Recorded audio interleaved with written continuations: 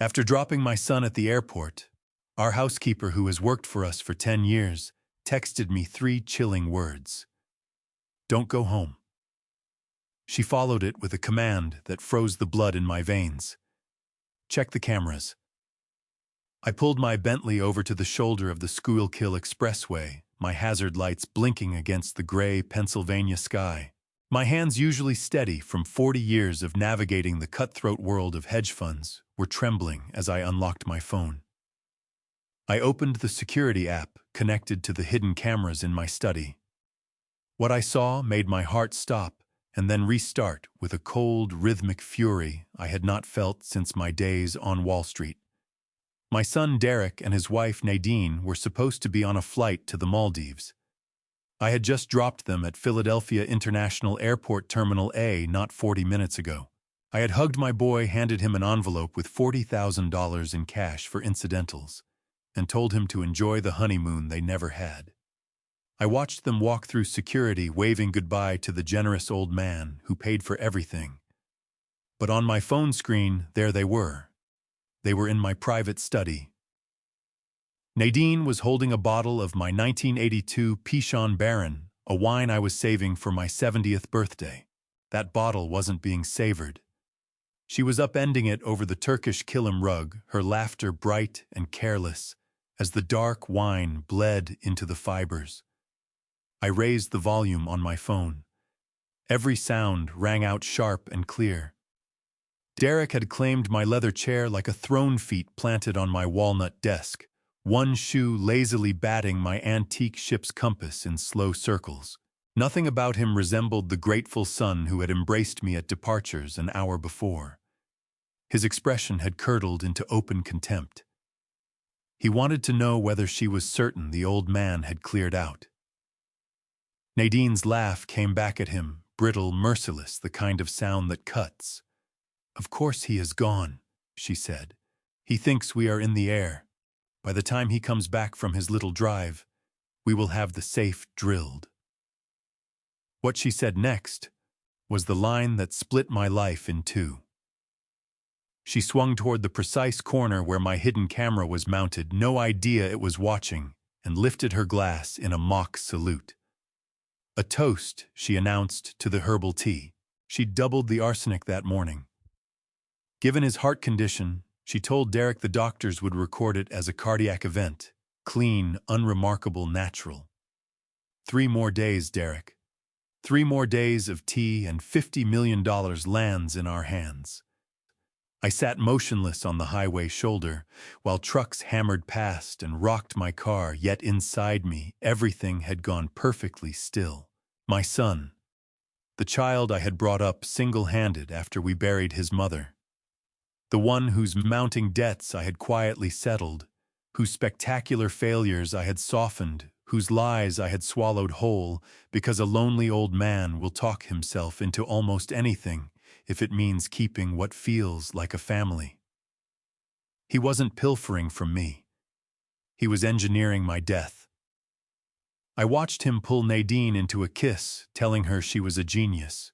He said he couldn't wait to put me in the ground and finally unload the house for that Ferrari. I set the phone face down on the seat. No outburst.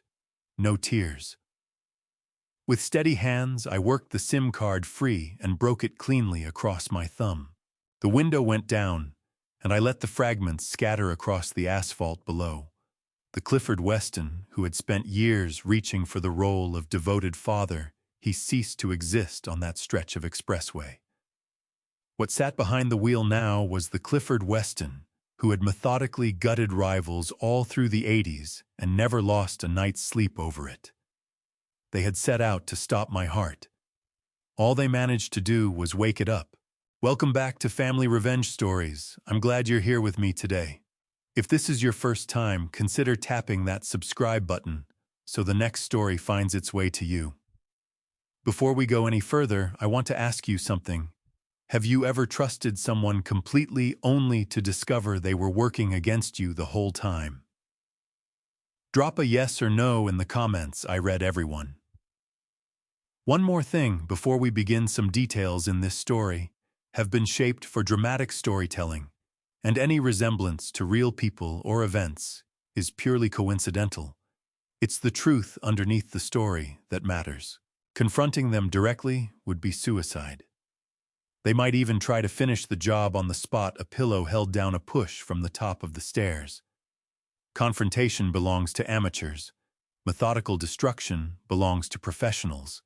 And that is precisely what I was. I needed to think. My mind pulled me back across the previous 6 months. The dizzy spells, the tightness in my chest, the way Nadine had suddenly taken such an interest in my well-being, insisting on personally preparing my evening tea.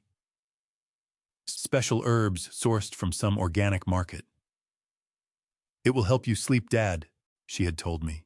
I had thanked her. I had finished every cup she set before me, touched by her apparent care. Every swallow a measured step toward my own grave.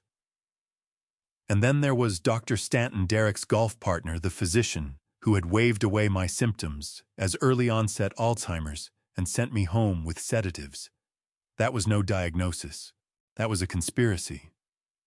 I drove past the mainline exit without slowing. I kept heading west toward the city. I needed somewhere secure, a place I could operate from. But before any of that, I needed to know how much time my body had left. If the arsenic had already taken sufficient hold, I could be dead before the plan bore any fruit. I pulled into a small, nondescript urgent care clinic in Kensington, well clear of anyone who might recognize the name Clifford Weston. Cash only. A false name. I demanded a full toxicology panel. The nurse gave me an odd look, a well-dressed man in a $7,000 suit perched on a plastic chair in a waiting room, reeking of bleach and misery. While the results were being processed, I crossed the street to a convenience store and picked up a burner phone. My hands had stopped shaking by then. The plan was assembling itself in my mind, layer upon layer, intricate and ruthless. I sent a single text to the one person inside that house who had looked out for me. "Luciana," I typed. "I am safe. Act normal. Do not let them know you warned me. I will be watching." Luciana had put herself at real risk sending me that message. If Derek discovered she had tipped me off, he would not hesitate to make her pay for it. She was the only person left I could call family. The doctor called me through. His face carried the particular look of a man who has found something he wasn't expecting. He asked whether I worked around industrial chemicals or pesticides. I told him no. He turned his screen toward me. My blood work showed elevated arsenic levels alongside traces of digoxin, a cardiac drug I had never been prescribed. The combination had been engineered to trigger a heart attack that would raise no eyebrows in a man my age. He told me I needed to be admitted to a hospital at once. The levels were dangerous. I held his gaze and told him I would take care of it myself. I requested a prescription for a chelating agent to begin clearing the poison from my system. He hesitated until I set a folded stack of hundreds on the examination table, at which point his pen found its way to the pad quickly enough. I walked out of that clinic carrying a bottle of pills and what amounted to a death sentence for my son's future. They believed they were dealing with a befuddled old man slipping into decline. They thought I was easy prey. What they had forgotten was this: before I became anyone's father, I was a predator. And now there was blood in the water. I checked into the Rittenhouse Hotel under the name of a shell company I hadn't touched in 20 years, settling the penthouse suite in cash drawn from the emergency safe bolted into my trunk. Standing on the balcony looking out across Rittenhouse Square as the sun bled out of the sky, and long shadows fell across the city I once commanded. I opened my laptop and accessed the remote server tied to my home's smart system. I had built that backdoor in myself years earlier, routing it outside the main network as a redundancy I never imagined I'd actually need. I pulled up the camera feeds again. They were still in the study. Derek was on the phone doing an impression of me for my banker. I listened as my son replicated my cadence and register with a precision that was genuinely unsettling. He authorized a wire transfer of $200,000 to an offshore account. He was good, frighteningly good. This had clearly been rehearsed over months. Nadine, meanwhile, had taken up position at my desk and was working through my private documents. She lifted my living will, read something that amused her, and fed it into the shredder. She said they needed a fresh one drafted tonight, my signature forged, and the date walked back. She wanted everything itemized: the house, the investment portfolio, the classic car collection. She said she didn't want so much as a crumb left for charity. I watched them pick through the bones of my life, and a cold, quiet smile settled across my face. They were ravenous, moving recklessly fast, and that hunger was already making them careless. I picked up the burner phone and dialed a number that had sat dormant for 5 years. Alistair Prudhoe, my longtime attorney, a man the legal world privately called the swamp alligator, because once his jaws closed, nothing walked free. Alistair answered on the second ring, a note of surprise in his voice. "Clifford, is that you?" he asked. I told him to stop talking and start listening. I told him I needed him to open a file, not a defense file, a war file. He asked who we were going after. I looked at the feed, my son raising a glass to his own cleverness, my wine in his hand. "We aren't suing anyone," I told Alistair. "We are hunting." I told him to be at the hotel within 1 hour and to bring the forensic accounting team. Then I poured a glass of water and swallowed the first pill, beginning the slow work of purging the poison from my blood. I checked the camera feed one final time. Derek was holding the empty bottle of 1982 Pichon Baron aloft like a trophy. He looked genuinely pleased with himself. "Enjoy it, son," I said quietly to the empty room. That is the most expensive drink you will ever have. It just cost you $50 million. I settled at the desk and opened a blank document. I typed the heading, Operation Ghost Flight. Step 1 was done, I knew the truth. Step 2 was the setup. I needed to hand them exactly what they were after. I needed to play dead.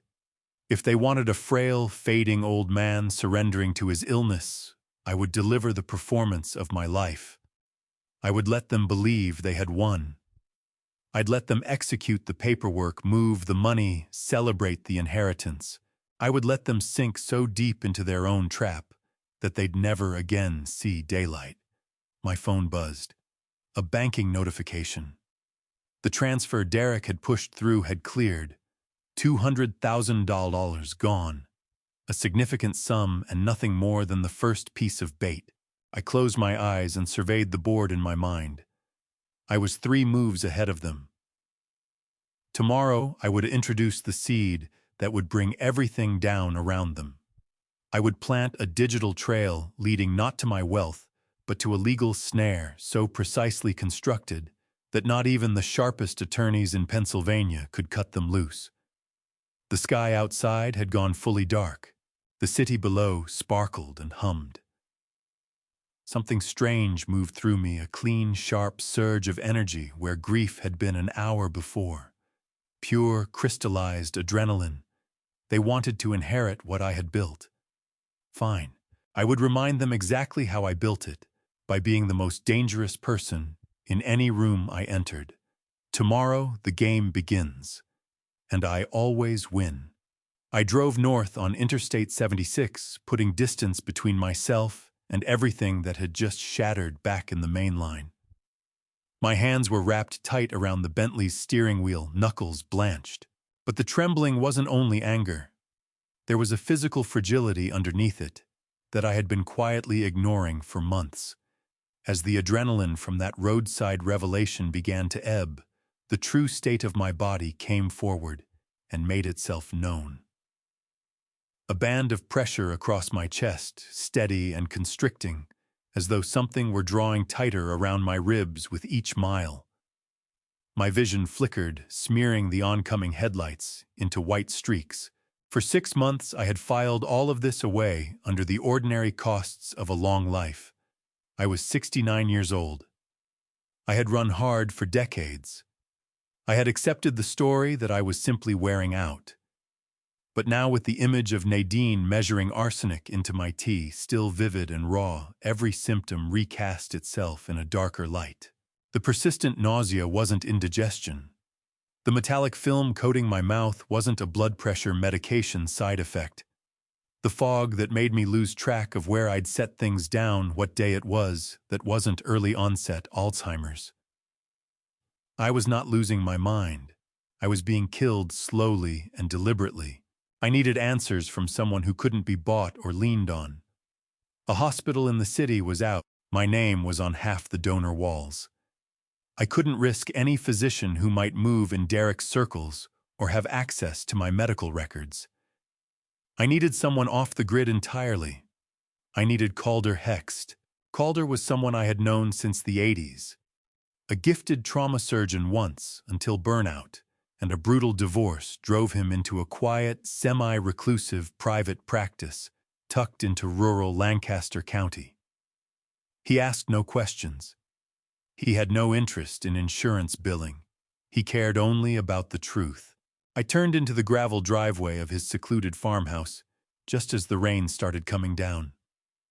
This place was dark, except for a single light burning in the converted garage he used as a clinic.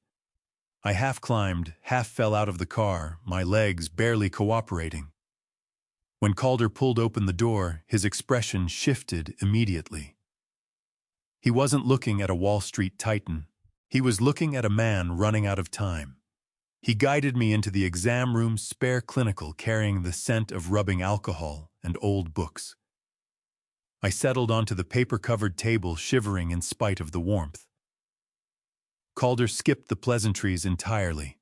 He took one look at the pallor of my skin, the spider veins across my cheeks, the tremors working through my hands, and got straight to it. He rolled back my sleeve. His touch was practiced, but the concern behind it was unmistakable. He wanted to know what I had ingested. I told him nothing. I told him I had simply been drinking the tea my daughter-in-law prepared for me each evening, packed with antioxidants, she had said. Guaranteed to help me sleep, she had promised. Calder's frown deepened as he drew vial after vial of dark blood. He collected hair samples. He examined my nail beds, pausing to point out the white horizontal bands I had written off as calcium deficiencies. Mace's lines, he murmured. A textbook indicator. The weight was the hardest part.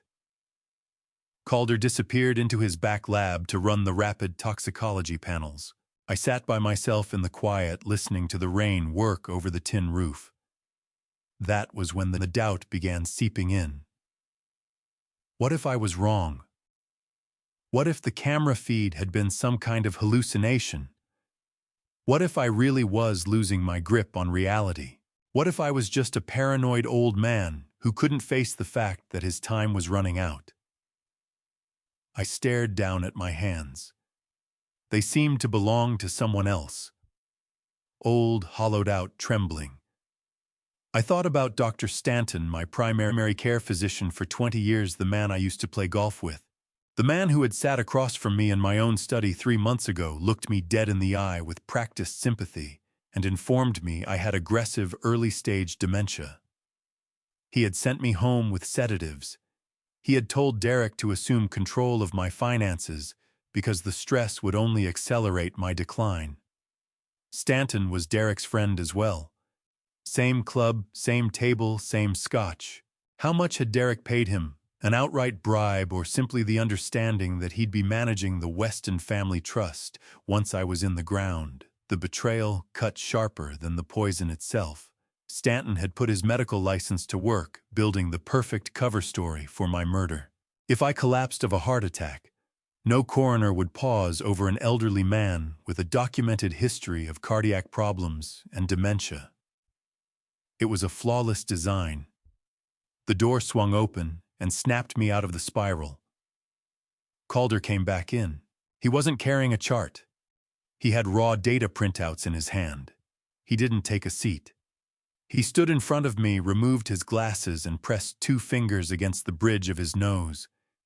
He told me to listen carefully. He said my blood arsenic levels were 20 times the normal limit. He said there was also a significant concentration of digoxin, a cardiac drug derived from foxglove. I held his gaze. "I don't take digoxin," I said. My own voice sounded strange to me, raspy and unfamiliar. Calder gave a grim nod. He said he was aware. He explained that digoxin in a heart without prior disease triggers arrhythmias, and when combined with arsenic, which corrodes blood vessels and breaks down heart muscle, the result is a ticking time bomb. He fixed me with a look that carried real weight. He said that if I had stayed away tonight, if I had swallowed 1 more cup of that tea, my heart would have given out before sunrise. The room seemed to shift beneath me. Having it confirmed was a physical blow, not a theory, not a suspicion, not paranoia. Biology, chemistry. My son, the boy I had steadied on a bicycle, the boy I had held while he wept over his first heartbreak, had spent 6 months feeding me arsenic and cardiac poison in a bedtime cup of tea. Calder asked if I wanted him to call the police. His hand moved toward the phone. I stopped him. I covered his hand with mine. "Not yet," I said. Calder stared at me as though I had lost what was left of my mind. He said, "This is attempted murder, Clifford. They are killing you." I pushed myself upright. The weakness was still there, but something else had risen beneath it. A cold, settled resolve I hadn't felt in years. The feeling I used to get when the market was in freefall, that feeling of chaos, of pure, unadulterated opportunity. I told him that if we called the police at that moment, they'd be arrested, bonded out, buried behind attorneys, and tied up in proceedings for years, while they burned through my assets funding their own defense. They might walk on a technicality. Dr. Stanton would take the stand and testify that I was senile and had been mismanaging my own medications. No, that was too clean, too lenient. I looked at the toxicology report in Calder's hand. That page was both weapon and shield. I asked Calder how we flushed it out, what the treatment looked like. He told me I needed chelation therapy, targeted compounds that bind to heavy metals and draw them out of the body. It would be painful. It would drain me completely. Full clearance would take weeks. But he could put me on an oral regimen tonight. He cautioned me that the side effects would mirror a bad flu, nausea, exhaustion, deep muscle pain. I told him the pain was irrelevant. I wanted clarity. I asked him whether the mental fog would lift. He said yes. Once arsenic levels fall, brain function returns. The confusion clears. You come back to yourself. That was the only answer I needed. I took the prescription. I settled up in cash a stack substantial enough to guarantee his discretion and cover the unauthorized lab work. I instructed him to bury the file. I told him that if something happened to me, if I turned up dead in a hotel room or a drainage ditch, he was to deliver the file directly to the FBI. Until that day, I didn't exist. Walking back to the car, the night air hit me differently. Cold, sharp, entirely real. The fog in my skull hadn't cleared yet, but the fog in my gut had burned off completely. I was no longer a bewildered old man.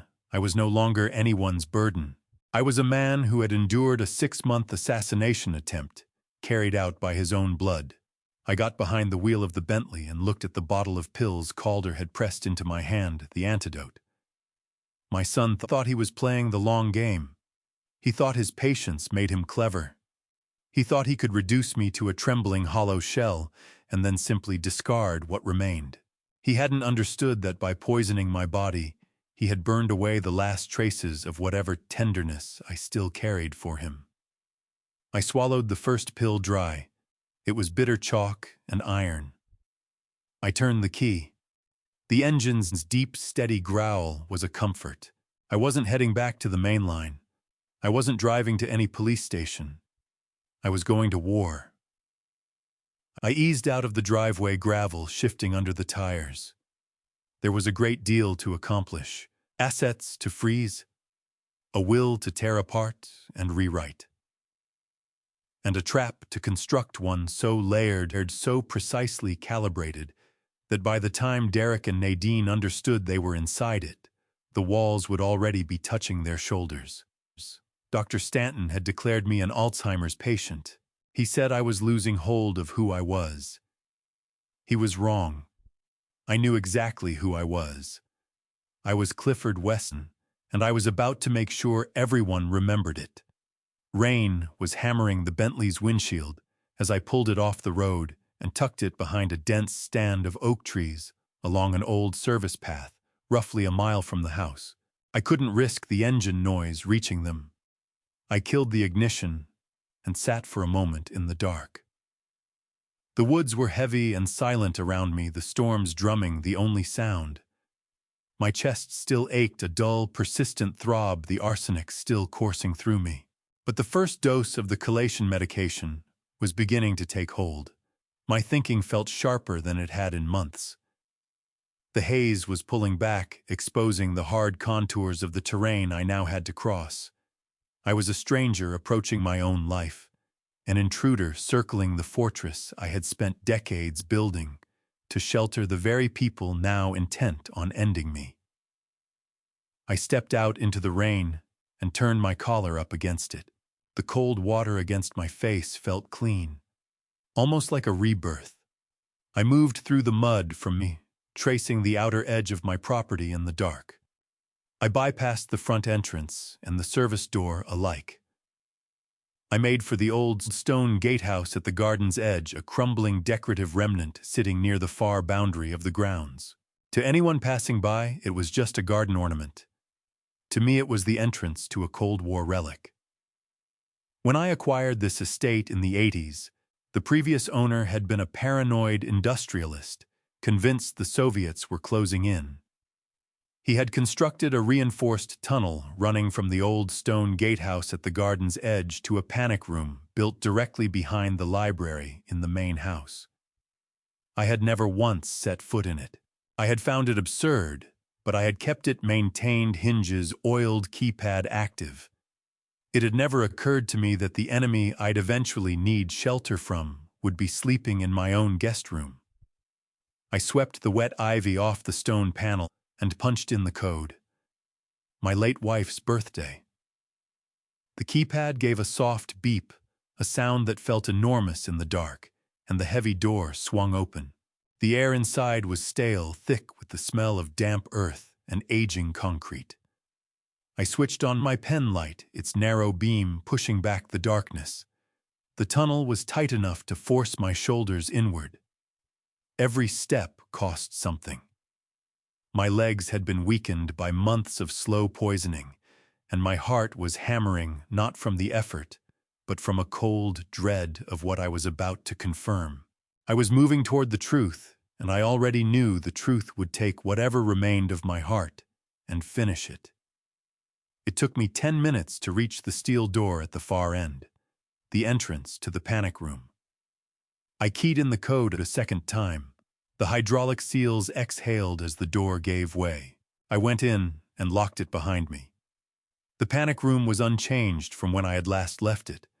A small windowless concrete box stocked with non-perishable food, water, and a surveillance system I had upgraded just the previous year. Climate-controlled air, recycled, utterly silent. I lowered myself into the single ergonomic chair positioned in front of the bank of monitors.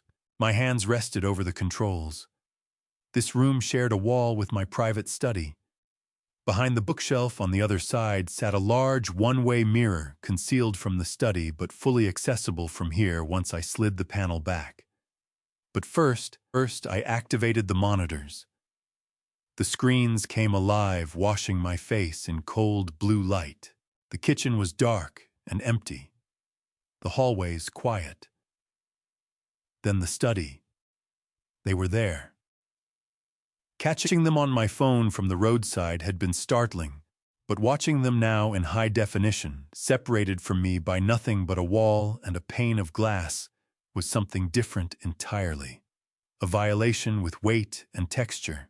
The room where I had closed million-dollar transactions, the room where I had read Derek bedtime stories as a small child, had been turned into a command center aimed at my destruction. Derek was at my desk. My desk.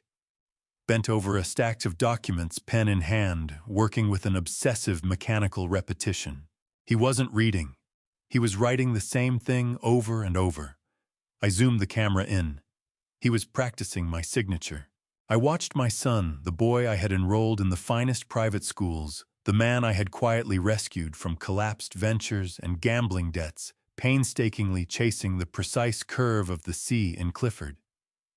He would attempt it, hold it next to a letter of mine pinned to the desk surface, and then curse under his breath. "No," he muttered, his voice carrying clean through the speakers. "The tail is too long. The bank will flag it." Nadine stood by the fireplace where a generous fire was burning. She was holding a thick binder. I recognized the blue spine at once, my old life insurance policy, the one naming St. Jude's Children's Hospital as the primary beneficiary. "You are overthinking it, Derek," she said, her voice carrying the particular flatness of someone who has long since stopped feeling anything. "He is an old man with shaky hands.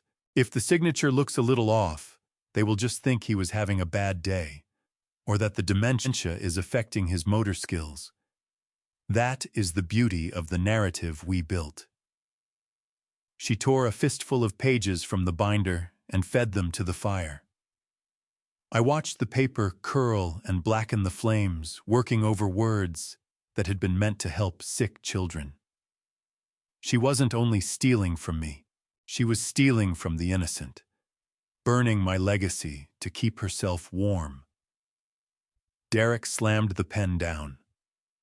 "I need the power of attorney to look perfect, Nadine. If we use this to drain the investment accounts before the probate court can freeze them, it has to be flawless. One suspicious teller, and we are finished." Nadine crossed to him and placed her hands on his shoulders, leaning in close. "No one is going to be suspicious, baby.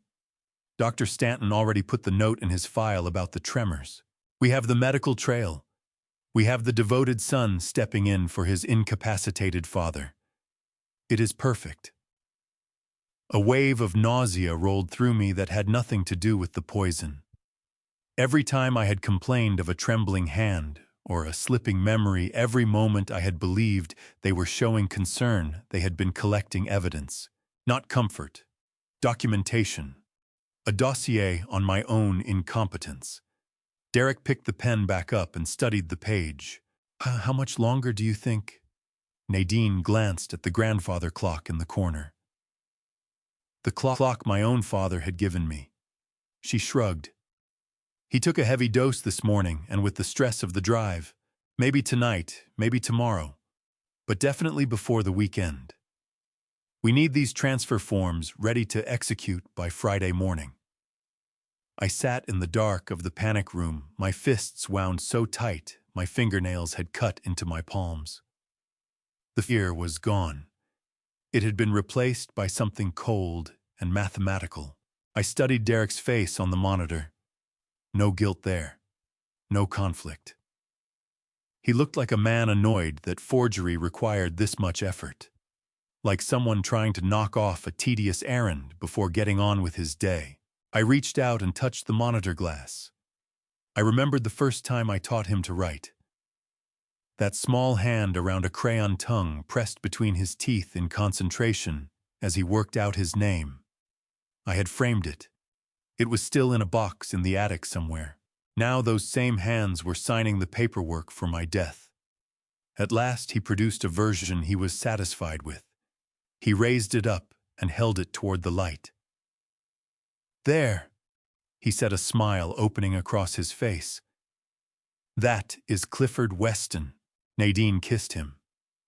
"That is $50 million, she said, correcting him. I eased back in the chair, the darkness of the panic room settling around me like a second skin. I had seen everything I needed. There was no longer any question about the intent, the method, or the schedule. They had given me 3 days to die. I looked at the control panel. I could capture all of this right now and transmit it to law enforcement within minutes. They would be in handcuffs before the hour was out. But I watched Nadine pour herself another glass of my wine and drop her shoes onto my desk, and I understood that a cell was not sufficient. Prison is a structure. It offers routine meals, the distant possibility of parole. That wasn't what I had in mind. I wanted them living inside a trap of their own construction. I wanted them to feel the full weight of victory before I removed the floor beneath them. Let them sign the papers. Let them execute the crime. Let them stride into the bank with their heads up and the ink still wet on their felony. I drew a small notebook from my pocket. My hand was steady as I set down my observations, time, date, the specific documents destroyed, the specific admissions spoken aloud on camera. This was not a journal. It was an indictment. I stood. My legs felt more solid than they had an hour ago. Anger is a clean fuel. I took one final look at the screen. Derek was laughing at something Nadine had said. They had the easy, relaxed look of a couple with nothing to worry about. The image of the Weston dynasty's future. I shut off the monitors and let the room go dark. I had no more use for the sight of them. I knew precisely what they were. Children playing with lit matches inside a house built on powder kegs, with no idea whatsoever that I was the one holding the detonator. I released the tunnel lock. Time to move. I had to get back to the city. I had to get to Alistair. We had a trap to build. As I made my way back through the narrow, damp passage and left the warmth of my own house receding behind me, it didn't feel like retreat. It felt like a hunt beginning. They assumed the old lion was dying alone in his den. They were about to discover that the lion had simply been letting the hyenas close the distance. The Bentley's tires cut through wet asphalt as I merged onto the Schuylkill Expressway pointed west toward Philadelphia. I was leaving the physical site of the crime, but the crime had followed me into the car. My phone lay on the passenger seat screen, lighting up with an incoming call that hit me like a fist. The photo on the display was from my son's college graduation, taken 10 years ago. He looked guileless in that image cap and gown, arm across my shoulders, a genuine smile. I looked at the face of the boy I had raised alongside the face of the man who was right now engineering my death. I had no choice but to answer. If I let it ring, he would either assume the poison had moved faster than planned or grow suspicious that something had shifted. Silence is its own signal. I needed him feeling settled. I needed him certain that everything was running on his timetable. I let my shoulders drop, rolled the tension out of my spine, and settled into the bearing of a tired, disoriented old man. I picked up on the third ring. "Hello, Derek," I said. I let a slight tremor color my voice, something soft and uncertain that hadn't been there before. "Is that you, son?" "Hey, Dad." His voice came through the car speakers, bright, airy, effortlessly warm. It was the tone he deployed when he needed something from me, or when he needed forgiveness. "We just landed in the Maldives. You wouldn't believe the color of the water here. It is like turquoise glass. Nadine is already trying to run into the ocean." My grip on the steering wheel tightened until the leather creaked under my hands. The lies came out of him with the smooth ease of a born sociopath. I had been watching him through a monitor in Philadelphia not an hour ago, sitting at my desk with a glass of my wine in his hand. He wasn't in the Maldives. He was 40 miles behind me practicing my signature. He was almost certainly running a soundboard app to pipe in beach ambience. I focused and caught it, the faint cycling cry of a seagull on a loop. "That sounds wonderful, son," I said, manufacturing a cough. "I am so glad you made it safely. I was worried about the flight." Don't worry about us, Dad, he said, brushing past my concern. How are you feeling? Did you have your tea tonight? Nadine was worried she made it too strong. The audacity of it briefly robbed me of breath. He was conducting a wellness check on his own murder attempt. He wanted confirmation that the arsenic was doing its job. I let the pause extend long enough to put the faintest edge of discomfort into the silence. Then I said, "Yes, Derek. I drank it. It was bitter, but I finished it." Good," he said, and the relief in his voice was palpable even through the speakers. "It is good for your heart, Dad. Dr. Stanton said you need to stick to the routine. Make sure you finish the whole pot before you go to bed. We want you to be strong when we get back." "I will, son," I murmured. "I promise. I will drink every last drop." That much was true. I would drain every cup of bitterness he had prepared for me until it was gone, and then I would bring the cup down on his head. "Get some rest, Dad. We will call you tomorrow. Love you." "Love you too," I said. The call ended. I let out a sound that started somewhere below language and tore its way up through my chest. That reflexive "love you" at the close was the sharpest cut of all a habit, an automation entirely devoid of anything human. I dropped the phone onto the passenger seat. I was coming up on the tunnel approach. The Philadelphia skyline assembled itself ahead of me, glass and steel stacked against the night sky. This was my territory. This was where I had forged my name over 4 decades. In the main line, I was Clifford Weston, the retiree, the aging patriarch, the mark. Here inside the city, I was something else entirely. I went directly to the Rittenhouse Hotel.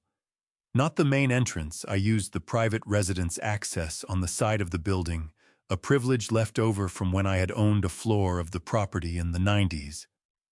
I had already arranged the penthouse suite under the name of a dormant LLC. On the elevator ride up to the 39th floor, I dialed Alistair Prudhoe. Alistair was the sort of attorney that other attorneys quietly dreaded. We had come up together 40 years ago. He was 70 now, still in practice, still capable of drawing blood in a courtroom without raising his voice. He didn't have clients. He had accomplices. "Alistair," I said when he answered. "I am at the Rittenhouse Suite 3900. Bring the red file and a forensic accountant you would trust with your own freedom." "Clifford, it is 10:00 at night," Alistair grumbled. "This had better be significant." "It isn't significant, Alistair. It is a murder investigation. And I am the victim." That quieted him. He was at my door in 45 minutes. When he walked in and got a look at me, his face tightened. "You look terrible, Clifford." "I feel terrible," I said, pouring him a scotch while I poured myself a glass of water. "My own son has been poisoning me. Arsenic and digoxin. I have the toxicology panel from Calder Hext. I have footage of the 2 of them in my study at this very moment, forging my signature to empty the trust." Alistair settled into a chair, his expression draining of color. He read the report carefully. He watched the video clip on my laptop without a word. When he finally looked up, the grumbling old man was gone. The swamp alligator had surfaced. "Go to the district attorney," Alistair said, his voice dropping into a register I hadn't heard in years. "We get them taken in tonight. Attempted murder, fraud, elder abuse. I can have them in handcuffs by sunrise?" "No," I said, cutting across him. I stood at the window and looked out over Rittenhouse Square. The lights scattered across the dark below. "Arresting them now is too convenient for them. They'll use my own money to assemble a defense team. They'll plead coercion, plead diminished capacity. They'll drag my name through years of hearings and headlines. And even if they end up convicted, they'll serve their time knowing they came within a few days of pulling it off." Then what exactly do you want, Clifford? Alistair asked. I turned away from the window. I want the ghost protocol. His eyes sharpened. He hadn't heard me invoke those words since the hostile takeover of Omnicorp in '89. The ghost protocol was a last resort. Not a defense, a campaign of total financial annihilation. You want to bankrupt your own son? Alistair asked very quietly. I want to erase him, I said. I want him to wake up and find that every asset he believes he controls is a phantom.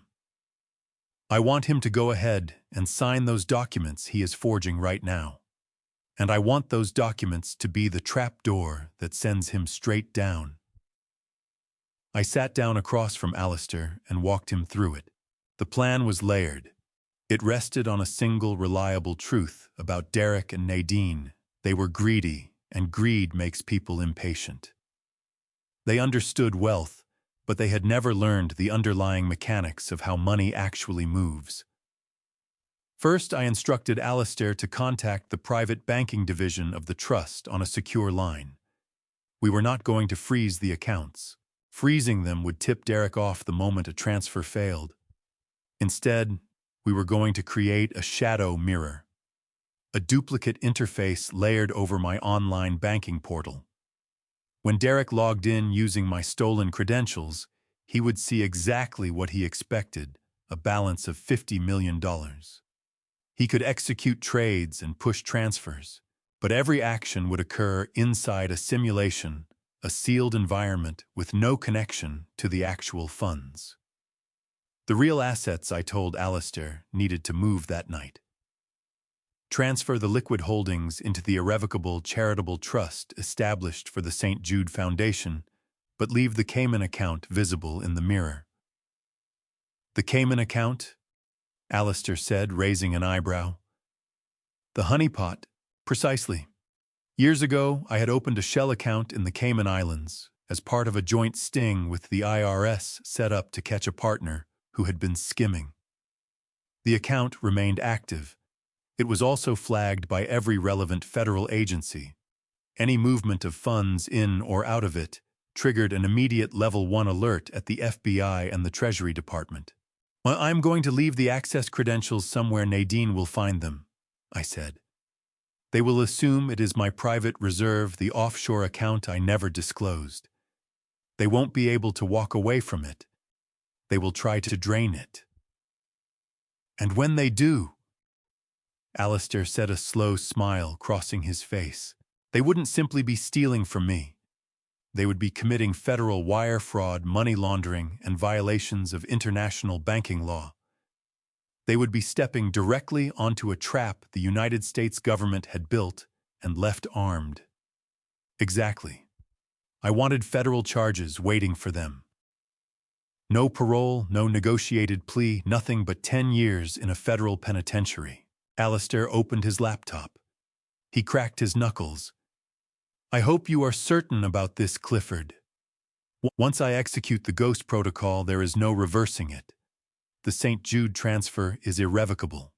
You're essentially signing your wealth over just to bring your son down. I glanced at the monitor where the study feed was still live. Derek had helped himself to another pour of my wine. That wealth ceased to exist the moment he put a price on my life, Alistair, I said. The day my son decided a Ferrari was worth more than his father was the day my fortune died. If torching the kingdom is what it takes to rid the walls of rats, strike the match. Alistair gave a single nod and set his fingers to the keyboard. We spoke almost nothing for the next 4 hours. What we did instead was dismantle and rebuild the legal skeleton of everything I owned. Property deeds moved into holding companies tied to the charity. Life insurance beneficiaries rewritten. Every inheritance Derek Weston had been quietly counting on gone. When the clock read 3 a.m. in the morning, the work was finished. On paper, I was technically a pauper. Billions of dollars now belonged by law to a children's cancer ward. The transfer was effective that instant, even if the public record would take 48 hours to catch up. Alistair shut his laptop. It is done. The trap is set. All that's left is watching them walk into it. I got to my feet and felt the exhaustion arrive all at once like a wave breaking. The chelation drugs had my joints screaming at me, but the thinking was still crisp. They'll take it, I said. Greed doesn't reason. It just consumes. It gorges itself until it ruptures. Alistair moved toward the door, then stopped with his hand on the frame. Get some sleep, Clifford. Tomorrow demands a convincing performance. It does, I agreed. And the role, he said. I let a smile cross my face, the kind with no warmth in it at all. The dying man. Once he was gone, I stretched out on the hotel bed, its sheets starched and unyielding. Sleep didn't come. I lay there running through what tomorrow required of me. Frailer, more uncertain. Derek needed to believe the end was rushing toward me faster than expected. Fear would do the rest. Pressure, a man enough, and he stops calculating, starts lunging. And a man who lunges leaves evidence behind. I reached for the burner phone and read Luciana's message one more time. Stay safe, safe. That was me. It was Derek and Nadine who were centered in the scope of something they couldn't see coming. I let my eyes fall shut and lay there waiting on the light. The ghost protocol was running. The hunt was underway, gray and cold. The first light of morning pressed through the floor-to-ceiling windows of the penthouse suite at the Rittenhouse Hotel, washing across Philadelphia as the city below slowly stirred. I stood at the glass with black coffee going lukewarm in my hand, watching it all, none of them aware of what was being orchestrated 39 floors above their heads. Every cell in my body was demanding rest. The chelation medication was doing its work, pulling arsenic out of my blood molecule by molecule, but the cost was real. My joints felt as though they'd been filled with broken gravel, a dull, relentless ache behind my eyes, keeping steady time, and still I could not close them. Not yet. One last piece remained, and it was the sharpest edge of the whole trap. Alistair and I had constructed the cage carefully, but an empty cage catches nothing. We'd walled off the real assets inside the charitable trust, safely beyond Derek's reach. But locking a door in his face wasn't the same as destroying him. If he showed up at the bank on Monday to find the cupboard bare, his reaction would be predictable enough. Lawyers, threats, a trust contest that dragged through the courts for years while my reputation bled out in the filings. He'd position himself as the wronged son, the heir manipulated out of his birthright by a senile old man and his attorneys. Judges have been swayed by less. He might even extract a settlement just to spare everyone the spectacle. That couldn't be where this ended. What I needed was for him to step across a threshold he couldn't step back over. A crime so naked, so impossible to explain away, that any jury anywhere would see exactly what he was. I needed him to reach for money that federal eyes were already on. I stepped away from the window and settled into the chair behind the glass desk, laptop open. The email interface loaded, familiar and waiting. Everything hinged on this. I have spent decades studying my son. I know his laziness the way a doctor knows a chronic condition. I know his sense of entitlement, like I know my own signature. But what defines Derek Weston more than either of those things is his paranoia. He assumes everyone around him is concealing something, because concealment is second nature to him. 6 months he'd been digging through my affairs, certain there were hidden reserves accounts, offshore gold he hadn't been told about. Today, I would validate every suspicion he'd ever had about me. My old iPad had been left in the library at the house, resting on the side table beside my reading chair, same as always. I already knew Nadine had been through it. The hidden camera had shown me her fingerprints on the screen weeks back. She'd been harvesting what she could, my emails, my search history, hunting for evidence of decline, proof that I was slipping. What she'd find today would be different. I hit new message. My pulse jumped. Every word had to land precisely. One wrong note and the whole composition fell apart. A trap that looks like a trap catches no one. It had to read like an accident, a private communication the old man forgot to send, left behind by a mind starting to lose its edge. I keyed in the recipient, Jean-Luc Vasseur, a fiction naturally but anchored to an email domain that looked Swiss and institutional, a defunct banking address I'd acquired years earlier as a shield against corporate intelligence operations. Subject: Cayman liquidation. Urgent. I drafted the message deliberately inhabiting the voice of someone frightened, operating in secret. Jean-Luc Throne wrote, "I need to move the funds from the Cayman Black account immediately. The $80 million is not safe there anymore. My health is failing faster than I expected. If anything happens to me, I do not want this money going through the U.S. probate courts. The taxes would be ruinous, and I do not want my son to have access to this much unsupervised capital. He is not ready. Please prepare the wire transfer instructions for the shell company in Panama. I will send the final authorization codes tomorrow." I sat back and read it through. $80 million. A sum that size shuts down the rational mind. It opens a door to private islands aircraft, the kind of influence that bends political outcomes. It was the figure that turns calculation into hunger. Send was never going to happen. A sent message is a timestamp, a trail. I moved it to drafts and left it there. That's where modern technology becomes beautiful. The cloud does the rest. The moment that draft settled onto my laptop in Philadelphia, it replicated silently to the iPad on the table out in the main line. A landmine buried in plain sight, charged and patient, needing only someone careless enough to step on it. My part was finished. I brought up the camera feed on the monitor. The house sat still. Barely 7 in the morning. Derek and Nadine were almost certainly still tangled in the sheets of my bedroom. My bedroom with visions of inherited billions keeping them warm. I drank some water, took another chelation pill. The nausea surged, and I pressed it back down. Clarity was everything right now. An hour went, then another. The light outside sharpened. I watched Luciana come into the library with her dusting cloth, and my chest went tight. If she picked up the iPad, if she switched it off, or moved it somewhere else, the whole mechanism would seize up.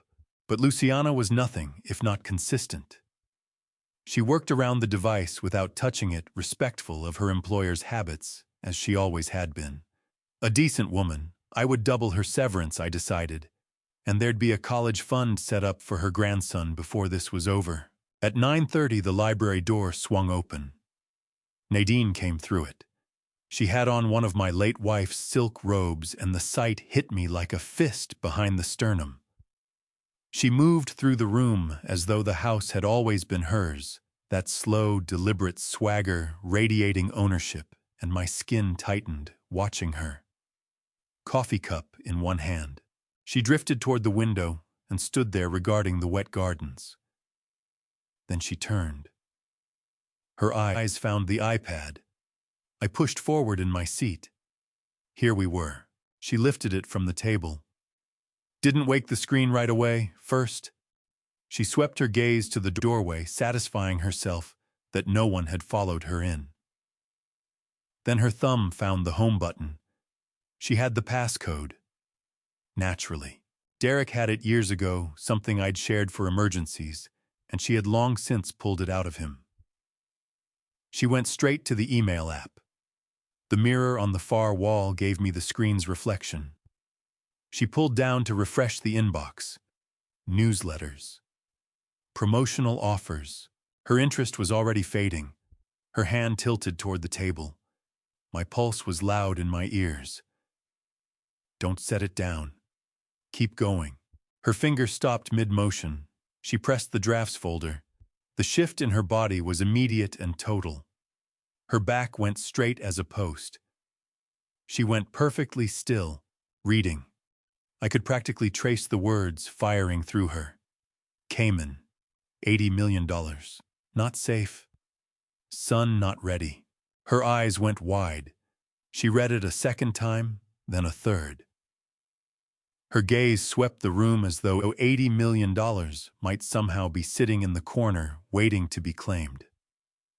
She set her coffee cup down on the antique table, no coaster, and the ring it left behind meant nothing to her. She bolted from the room. I toggled the feed to the hallway, then cut to the master bedroom. Derek was still flat in bed, thumb moving across his phone screen. Nadine came through the door at speed, brandishing the iPad like she was filing an accusation. "Derek!" she screamed. "Get up.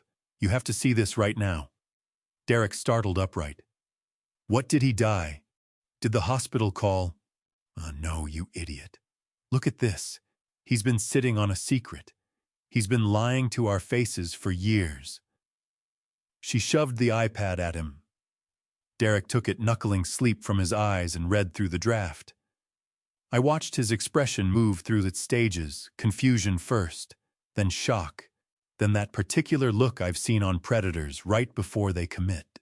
"Then $80 million? Derek breathed, his voice barely above a whisper. "He has $80 million sitting in the Caymans. Why would he never tell me? Because he thinks you're a failure, Derek." Nadine snapped, circling the room. Read what he wrote. "Not ready. Unsupervised capital. He was planning to bury it in Panama and let it disappear on us forever." Derek was on his feet now, pacing right alongside her. Whatever thin layer of restraint he had left was dissolving fast. 80 million. Do you understand what that changes for us? We'd never have to live at the mercy of some trust allowance again. We'd be untouchable. "We have to take it," Nadine said, her voice dropping to something urgent and low. "Before he fires off that email. Once it lands in Panama, it's beyond reach. We'll never see it." "But how?" Derek said, staring at the device. "The email says he still needs to send authorization codes. We don't have any codes." "Use your head, Derek." Nadine grabbed him by both shoulders. "Where has your father always kept the old files, the sensitive ones? See, the red ledger. The one that lives in the safe behind the painting. I caught a glimpse of him pulling it out last Christmas. He didn't realize I was watching. He said it was old tax records. The codes have to be in there." I sat alone in the penthouse and let myself smile. Nadine was sharper than Derek. No question, but sharper also meant more predictable. She had seen me with that red ledger precisely because I had arranged for her to see it. A seed I had planted carefully 6 months before any of this. The red ledger held no tax records. It held the access codes for the Cayman account. The trap had been built in layers. "Go get it," Nadine said. "Now." Derek didn't push back. He was out the door, still in his boxers. I flipped the feed to the study. He came in at a run, ripped the landscape oil painting off the wall, and worked the dial on the wall safe. He knew the combination, 1984-04, his own birthday. I had made it sentimental on purpose. The gesture felt cruel now from the inside. The door swung open. He snatched out the red, leather-bound book with hands that were trembling badly enough that he nearly lost hold of it. He tore through the pages. There it was on the last page. A column of alphanumeric strings beneath the heading CI Holdings. "Got it," he called out. "Nadine, I found it." She came at a run. "Log in. Right now. Use his laptop. The iPad will be too slow." Derek dropped into my chair behind the walnut desk. He flipped open my MacBook. He found the banking portal listed in the ledger and pulled it up. The page had a clean, spare design, the kind of anonymous-looking login screen that private offshore institutions favor. It looked legitimate because it was legitimate. A legitimate front built by the FBI's Financial Crimes Unit. He entered the account number. He entered the password from the book. The portal loaded. I already knew what the screen was showing them, a balance of $80 million. Oh my God. Derek exhaled the words more than spoke them. It's real. It's actually sitting there. Nadine was bent over his shoulder, the blue light of the monitor catching her face, every feature sharpened by pure appetite. Transfer it. Every dollar. Where? Derek asked. Our shell account in Nevis, she said. The one we opened for the kickbacks. Nothing traces back to it. Do it now, Derek, before the old man wakes up and pulls that draft. Derek paused. Just a sliver of a moment, one finger hovering. This is wire fraud, Nadine. If anyone catches this. Nadine's palm cracked against the back of his head. Who exactly is going to catch you? He's a dying man, Derek. By the time this surfaces, he'll be in the ground, and we'll be sitting on a beach somewhere that doesn't have extradition treaties. So make your decision, millionaire or a grown man living on an allowance. Derek looked at the screen. He looked at the number. $80 million. He chose. I'm doing it, he said. He started keying in the transfer details. Back in Philadelphia, I settled into my chair. The trap had closed. They hadn't merely accepted the bait, they had swallowed everything, hook, line, and all of it. The moment they accessed that account, entered those credentials, and pushed an international wire from a federally flagged system, they had lit up dashboards at the FBI, the IRS, and the Treasury Department simultaneously. I picked up the burner phone and sent one text to Alistair. It is done. They are in. I watched Derek hit submit. A confirmation filled the screen. Transfer pending. They celebrated. They actually embraced each other and jumped up and down in my study like two people who had just won something. They were celebrating their own ruin. A grief moved through me, something quiet and final, a last mourning for the son who had existed before this one. But then I watched them crack open another bottle of my wine to toast what they'd just stolen, and the grief calcified back into something harder. Enjoy the champagne, I said quietly to the monitor. Because what comes next lasts a lifetime. I closed the laptop. The bait had been swallowed whole. The execution phase was what remained. I had to get ready for my return. I crossed to the closet and took out my tuxedo. I ran a hand along the lapel. No hospital gown tonight. This was armor. I would walk back into that house not as the frail old man they thought they'd buried, but as the one who built the cage they were now locked inside. The penthouse had gone very quiet. The only sounds the low hum of cooling fans and the steady rhythm my own pulse was keeping. On the high-definition monitor, I watched the two of them moving through the maze I'd constructed around them. Derek and Nadine were hunched over my laptop in the study, faces lit from below by the screen, equal parts ravenous and frightened. They had the account number. They had the username pulled straight from the red ledger, but they'd hit a wall. I zoomed the camera in. The offshore portal, the one built in cooperation with the FBI's cyber division, was sitting on a password prompt. One plain white field cursor blinking. Between them and $80 million stood a box roughly the width of a thumb. Derek was sweating through it. I could see the shine on his forehead from here. He was punching in attempts and stabbing the enter key, then watching the words "invalid credentials" flash up in red. He tried my birthday. He tried his own.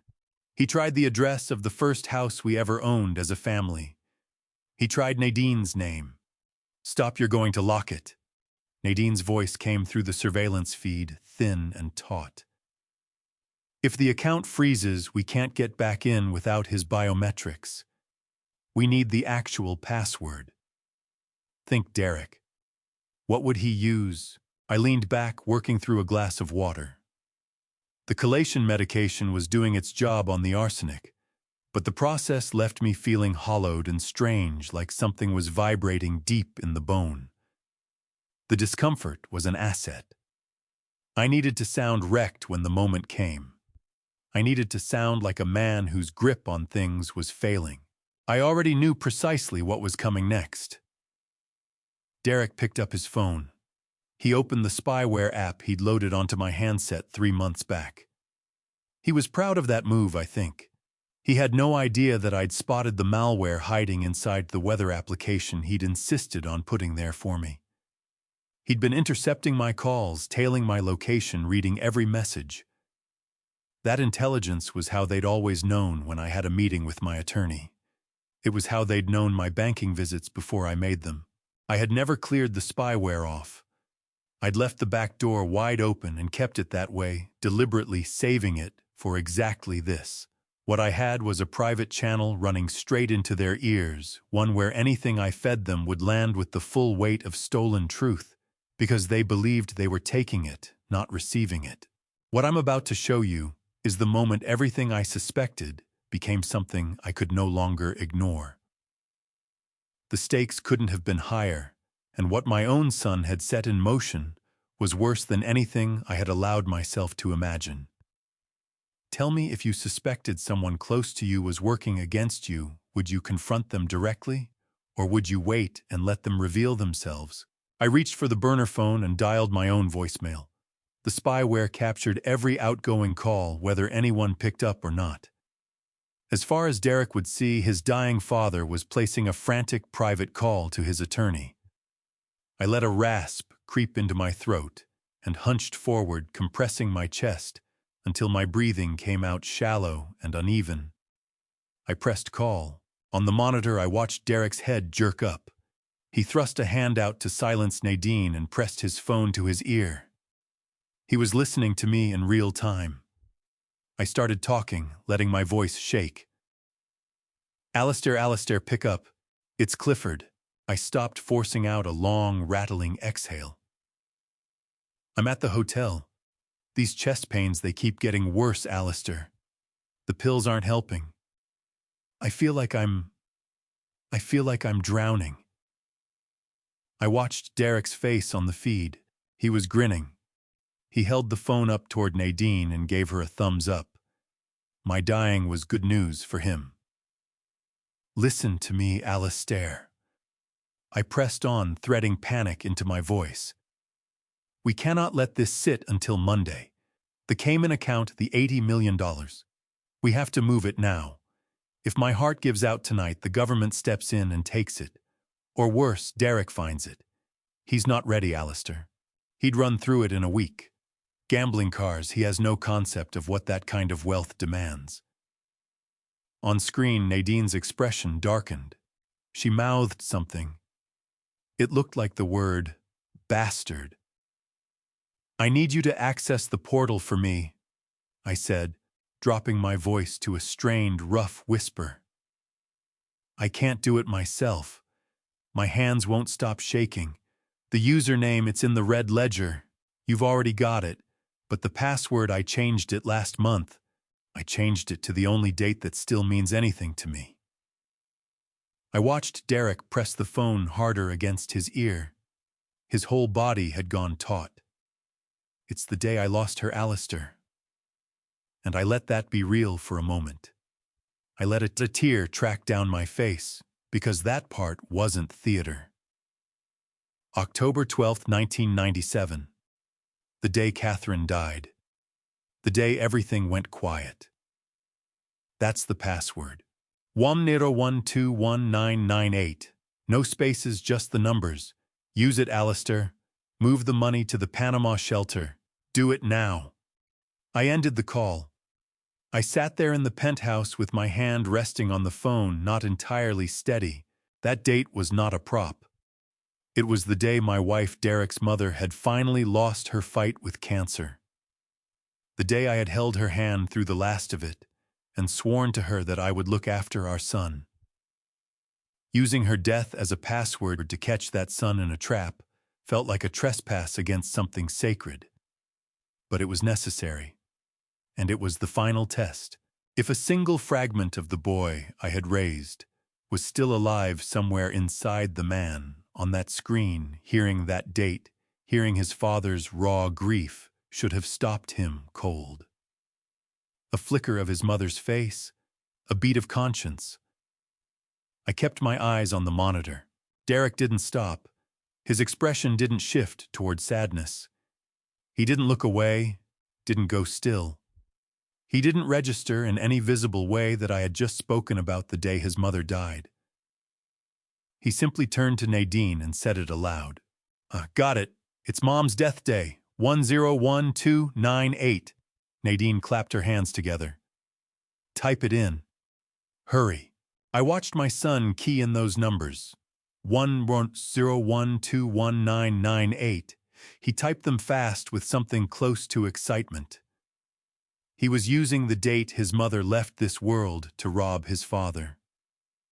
The sharpness of that sat in me like a blade.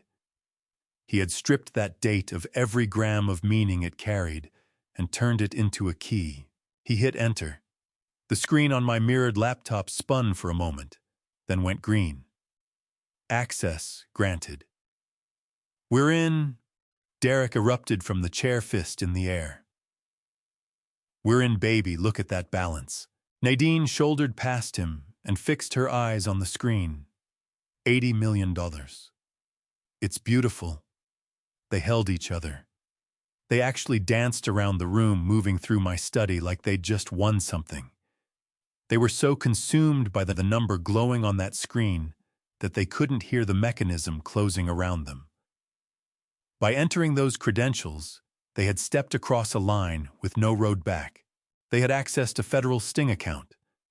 Their IP address, device ID, precise geolocation, and timestamp were already sitting in servers at Quantico. This wasn't attempted theft. This was wire fraud, unauthorized access to a protected financial system, and a conspiracy to launder money, all of it time-stamped and sealed. I watched them exchange a high five. Derek grabbed the bottle and drank straight from it. We did it, he said, wiping his mouth on his sleeve. The old man is weeping to his lawyer in some hotel room and we just cleared him out. Transfer it. Nadine said, her voice all business now. Get it into the Nevis account. Derek dropped back into the chair and cracked his knuckles. Goodbye, Dad. Thanks for the inheritance. He began filling in the transfer fields. I closed my eyes for a moment. The grief I'd carried earlier in the night had gone. It had been eaten through by what I'd just watched. There was nothing left to mourn. They had made their nature plain past any question, past any defense. They had danced above my grave before I was even in it. They had reduced Catherine's memory to a string of digits pressed in excitement. I opened my eyes. Go ahead, son, I said quietly to the monitor. Push the button. Derek hit transfer funds. The screen read, processing. They cheered a second time. I picked up my phone and sent a text to Alistair. The Eagle has landed. The transfer went through. Alistair's reply came back within seconds. FBI has the logs. Warrants are being drafted. Do you want to intervene? I looked at the image of my son and his wife drunk and laughing, floating on stolen wine, and the illusion of victory. No, I typed back. Let them finish the bottle. I want a hangover they'll feel for the next 20 years. I got up and moved to the window. The city spread out below, lit and indifferent. It was over. They had lost. They simply hadn't been told yet. For the next 48 hours, they'd inhabit a world where they were wealthy and untouchable. They'd probably start shopping for flights. They'd look at properties. They'd build the dream out in their heads, room by room. I'd let them. Because the ground only comes up fast when you've convinced yourself you're still climbing. I pressed my hand to the cold glass. "Happy anniversary, Catherine," I said into the empty room. I kept my word. I protected him. I protected him from the thing he turned into. The only way to save him now is to make him stop. I shut off the lights and left only the screens burning blue and steady across the dark room. The rats had found the cheese. All that was left now was the morning. The atmosphere inside the penthouse suite had shifted entirely. It was no longer a grieving man's wreck, and it was no longer simply a place to run the operation. It had become something colder and more deliberate. An operating theater. The overhead lights were down, and the bank of high-definition monitors along the far wall threw long blue shapes across the floor. I sat at the center of it all. Alistair Prudhoe was to my right. To my left sat a man I had known only by reputation until that evening, Special Agent Brandt of the FBI's Financial Crimes Division. Brandt had the look of someone assembled from harder material than most, quiet and watchful, his attention fixed on the feed where my son was busy dismantling his own future. No whine in the room, no background noise.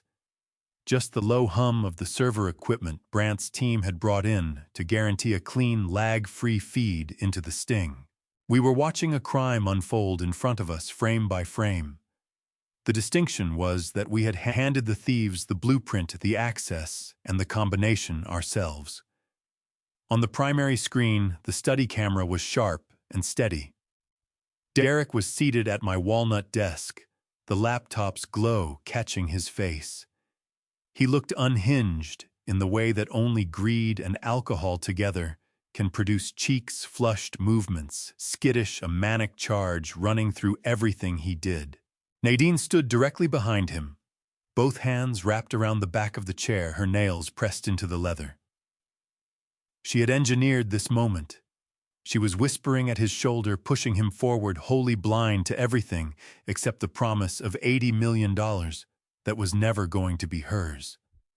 Agent Brandt leaned toward his laptop and pressed a key.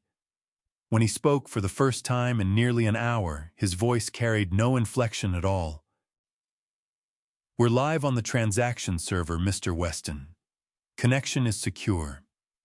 We have a direct mirror of every keystroke they make. Everything feeds back to the Bureau's cyber division in D.C. The moment he initiates the transfer, the trap is sprung."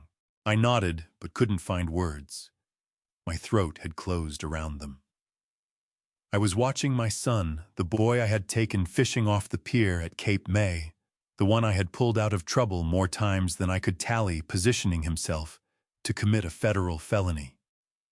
Every instinct I had wanted to shatter the screen, to reach through it, and grab him by the collar, to make him stop, to demand that he be just once the man I had tried to raise. I didn't move. I couldn't. The boy I had loved was not in that room.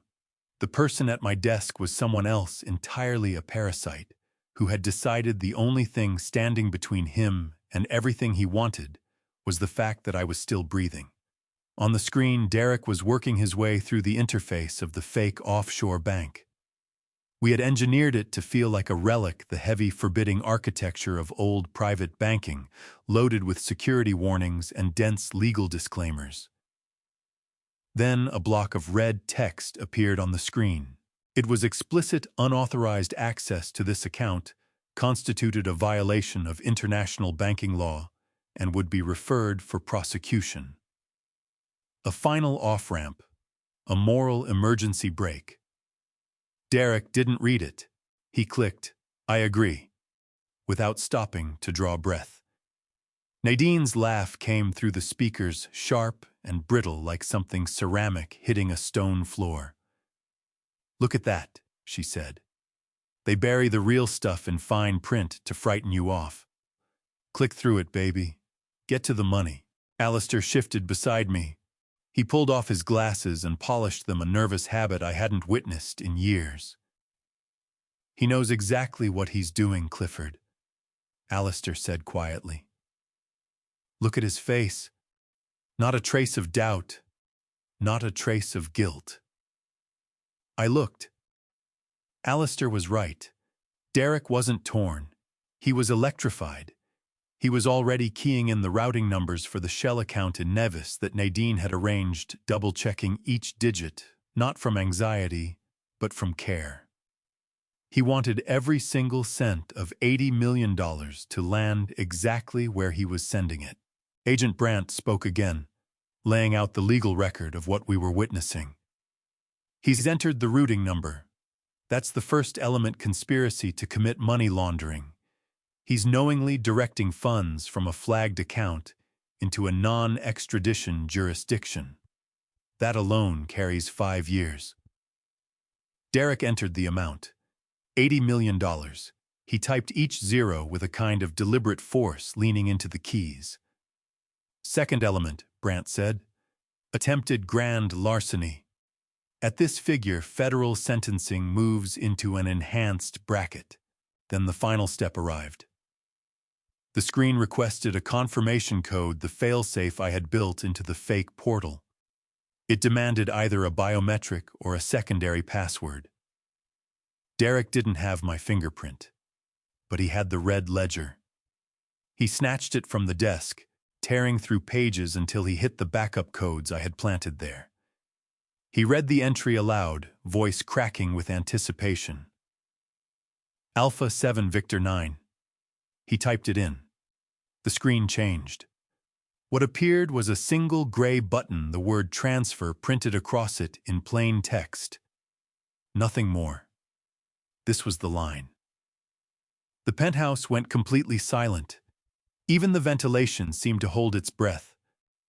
I had the feeling of watching something irreversible, though I couldn't have said whether it was my son's life I was watching end or the last remnant of my own heart. Derek held his finger above the enter key. He looked up at Nadine. "We're going to be free," he said. His eyes were glassy and bright. "No more allowances. No more going to the old man with our hands out. We're going to own the world." Nadine bent down and pressed her lips to the top of his head. Do it," she said. "Push the button and bury him." I shut my eyes. The image of that button was still there on the back of my eyelids. "Do it," I found myself whispering. I heard the click. Just a soft tap of plastic, the kind of sound that disappears instantly in any other room, in any other moment. In that penthouse, it landed like a gunshot. I opened my eyes. The fake banking portal was showing a spinning wheel. Processing. Across from me, Agent Brandt's laptop erupted with incoming data columns of green and red code cascading down the screen. "Target confirmed," Brandt said, his voice stripped of everything but fact. "The packet has been received. Wire request logged at 10:42 p.m. Eastern Standard Time. We have the IP address. We have the device ID. We have the geolocation fixed to your estate in the main line." He turned toward me. "Mr. Weston, the crime is complete. By pressing that key, your son has committed federal wire fraud, aggravated identity theft, and because the account he attempted to access is federal property deployed in a sting operation, he has also committed defrauding the United States government." Derek and Nadine knew none of this, of course. On their screen, the wheel stopped, and a green checkmark replaced it. Transfer successful. Funds pending settlement. What happened in the study next was explosive. Derek launched himself out of the chair so hard it toppled behind him. He let out a raw, wordless roar. Nadine shrieked and threw herself into his arms. They careened around the room, knocking a stack of books off the shelf, laughing until they were gasping. "We're rich," Derek bellowed. "We are filthy, stinking rich." Nadine seized the bottle and drank straight from it, wine running down her chin and soaking into the white silk of my late wife's robe, staining it red. "To Clifford Weston," she called out, raising the bottle in a mock toast. "The generous benefactor of our new life. May he rest in peace, preferably by tomorrow morning." I sat and watched them. They had the look of lottery winners, laughing, kissing, talking over each other in a rush of plans, a yacht somewhere in the Mediterranean, a penthouse in Dubai.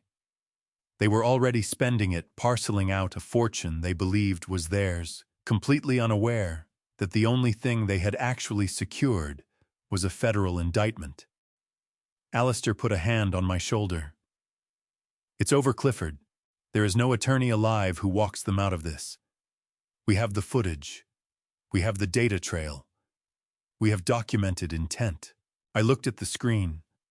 I looked at the son I had held in a hospital room the day he came into the world, and I had made him a promise I was sure I could keep.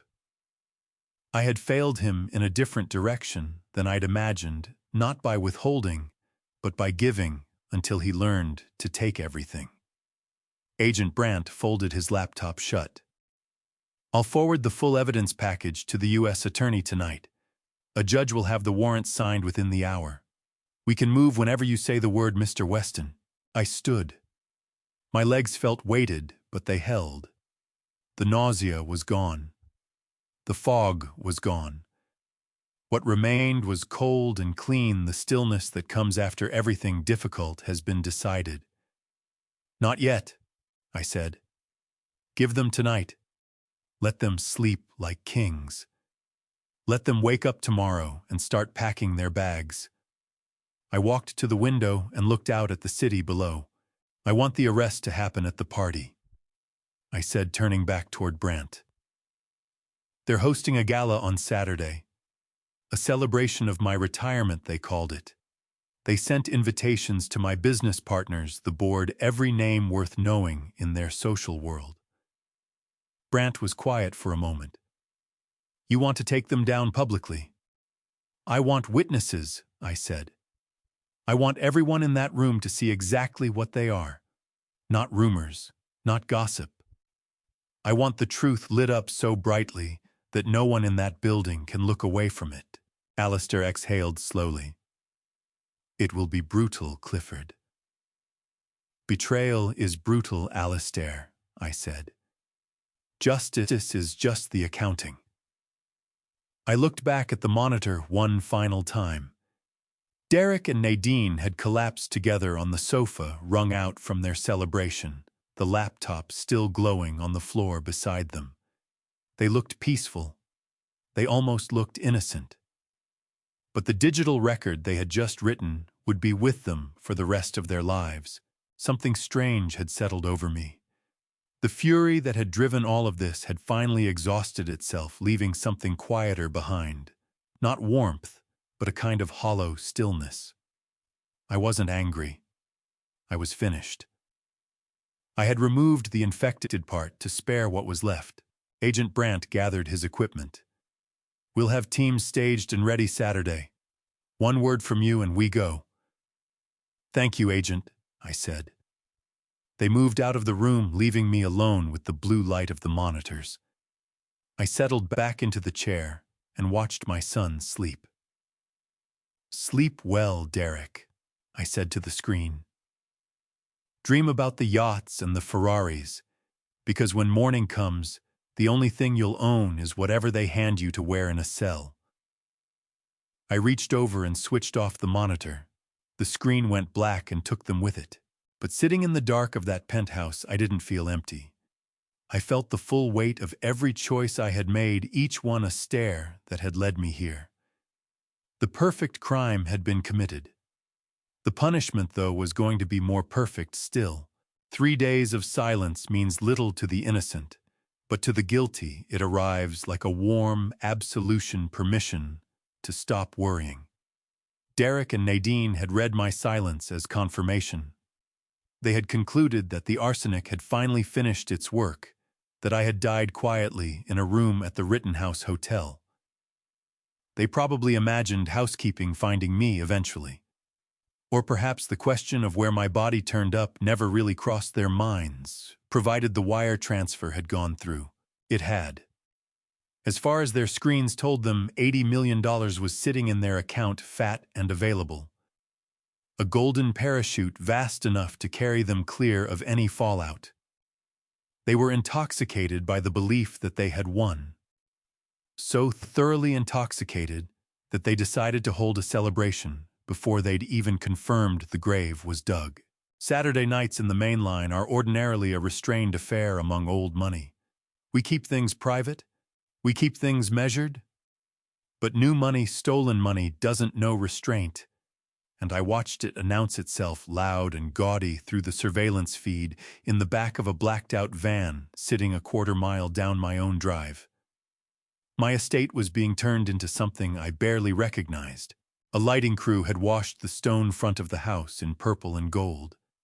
A tent had gone up in Catherine's rose garden, those prize-winning hybrids she had cultivated across 2 decades, flattened to make room for a DJ booth and a tower of champagne. I watched cars queue up at the gate. Ferraris, Lamborghinis, Maybachs. None of these people were mine. They weren't industry veterans or quiet philanthropists. They were Derek's Orbit Trust Fund fixtures who'd never produced anything influencers chasing proximity to wealth hangers-on who could smell money the way flies smell meat. I sat in the van and straightened the cuffs of my tuxedo.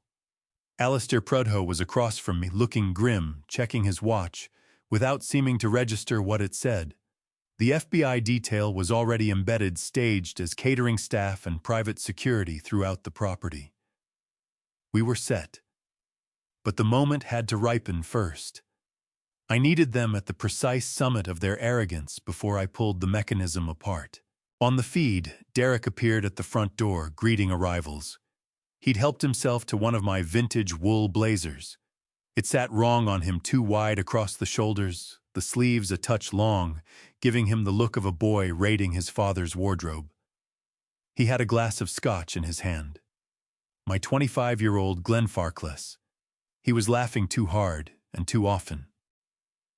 "Welcome, welcome," he called out to a cluster of young men who looked like they had only recently stopped asking for ID. "Get inside. Bar's wide open. The whole night is on the house." I turned up the audio. "Where's the old man?" one of the guests asked, glancing around. "Isn't this his place?" Derek made a dismissive gesture with his glass. "Dad, he's retired. Effectively immediately." The pressure got to him. He decided a permanent vacation was overdue. He handed it all over to me and Nadine. "We're running things now." Permanent vacation. That was the language they'd settled on for dead. He was telling the room I was gone without committing to the word, enjoying the ambiguity, like it was another glass of wine. The confidence on him was total. He genuinely believed he had executed something masterful. He saw himself as the new force on Wall Street, standing where the old man used to stand. Then Nadine appeared. The moment I saw her, something broke through the wall I had spent days building around myself. Not rage this time, something sharper, more precise, like a needle going in between the ribs. She was in a white silk gown, low cut, catching the chandelier light as she moved. But it wasn't the dress that stopped me cold. It was what circled her neck. Pearls. Not ordinary pearls. A double strand of Akoya pearls with a sapphire clasp.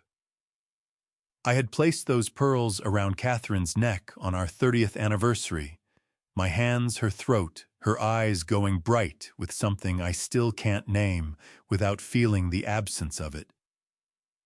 She had worn them to our son's graduation. She had worn them in the last photograph ever taken of the whole family, all of us together.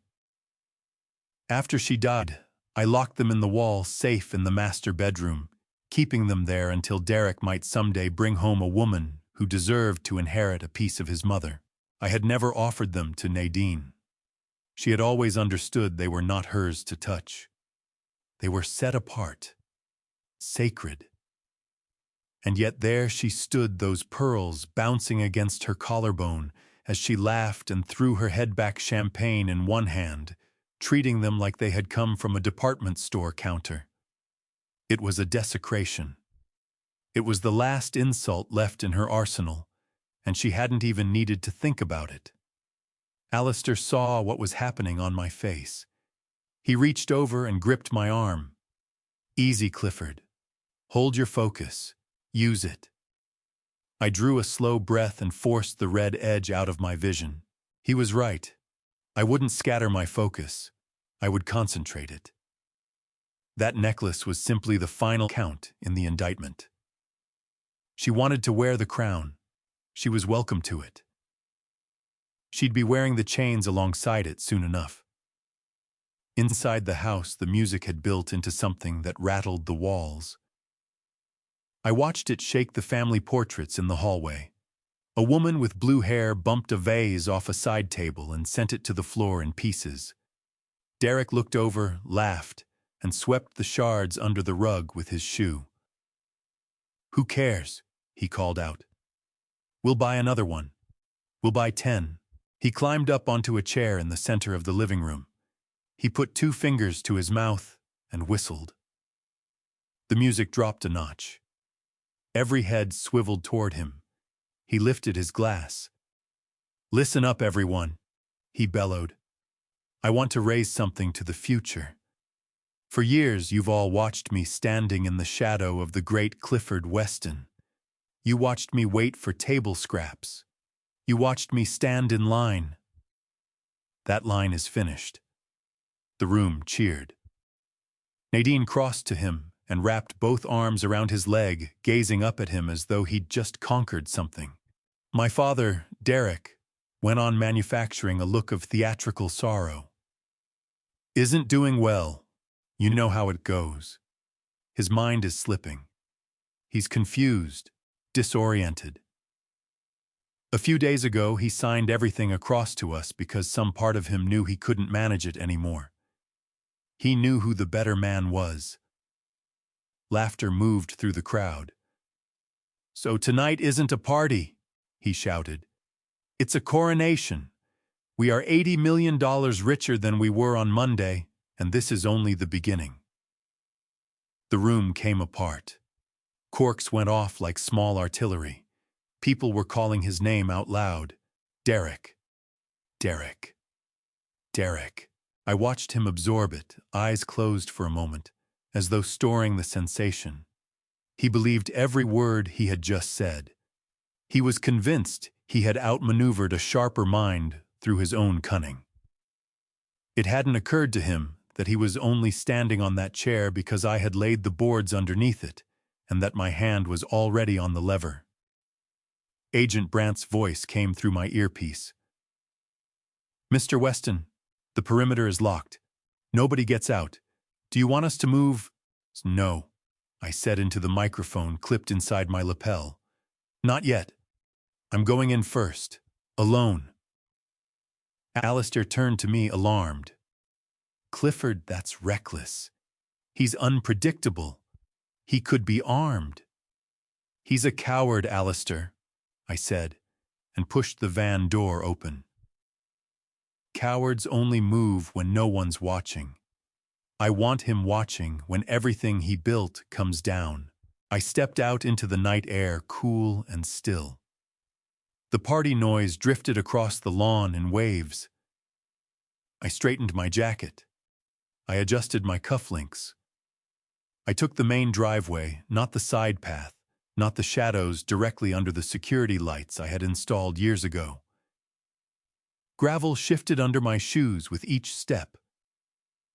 A cluster of guests smoking near the fountain caught sight of me coming. Their conversation died. They squinted into the light, trying to place the silver-haired man walking like he owned the ground he was crossing. "Isn't that," one of them started. I walked past them without a word. Up the stone steps. To the front door, where a hired bouncer, someone's muscle, nobody I recognized, put a hand across the entrance. "Private event, sir. Invitation only."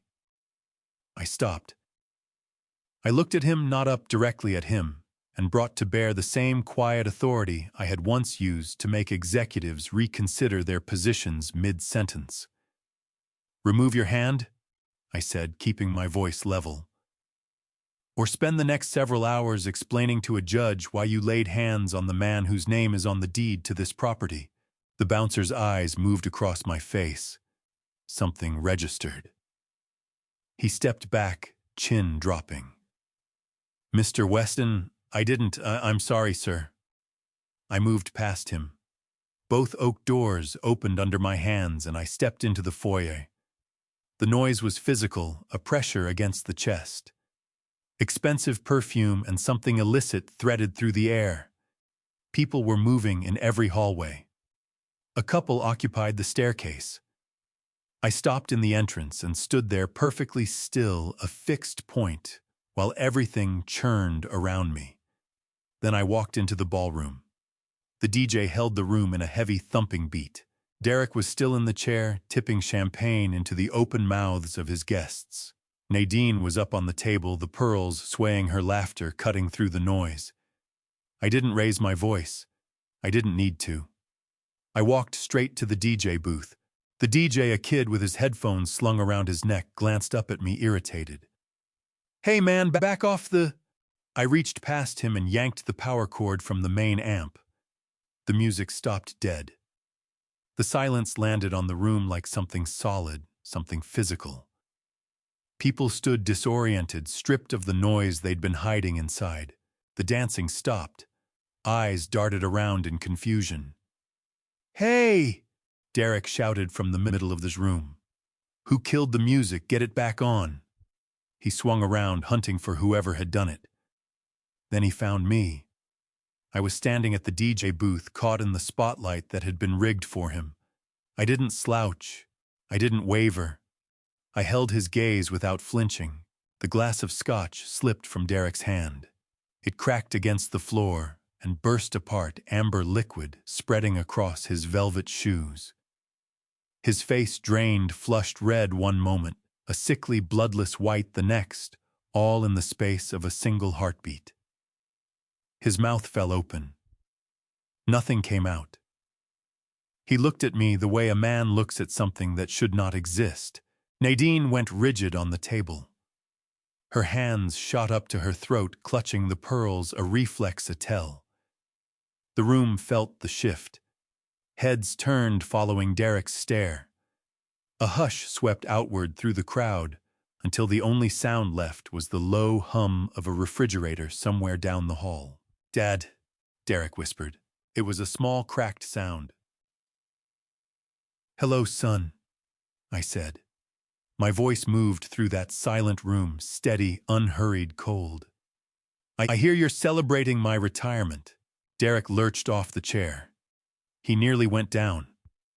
He grabbed a guest's shoulder to catch himself. "But you," he stammered. "We thought you didn't answer the phone. We thought you thought I was dead." I finished it for him. "You thought the arsenic and the digoxin had finally finished the job.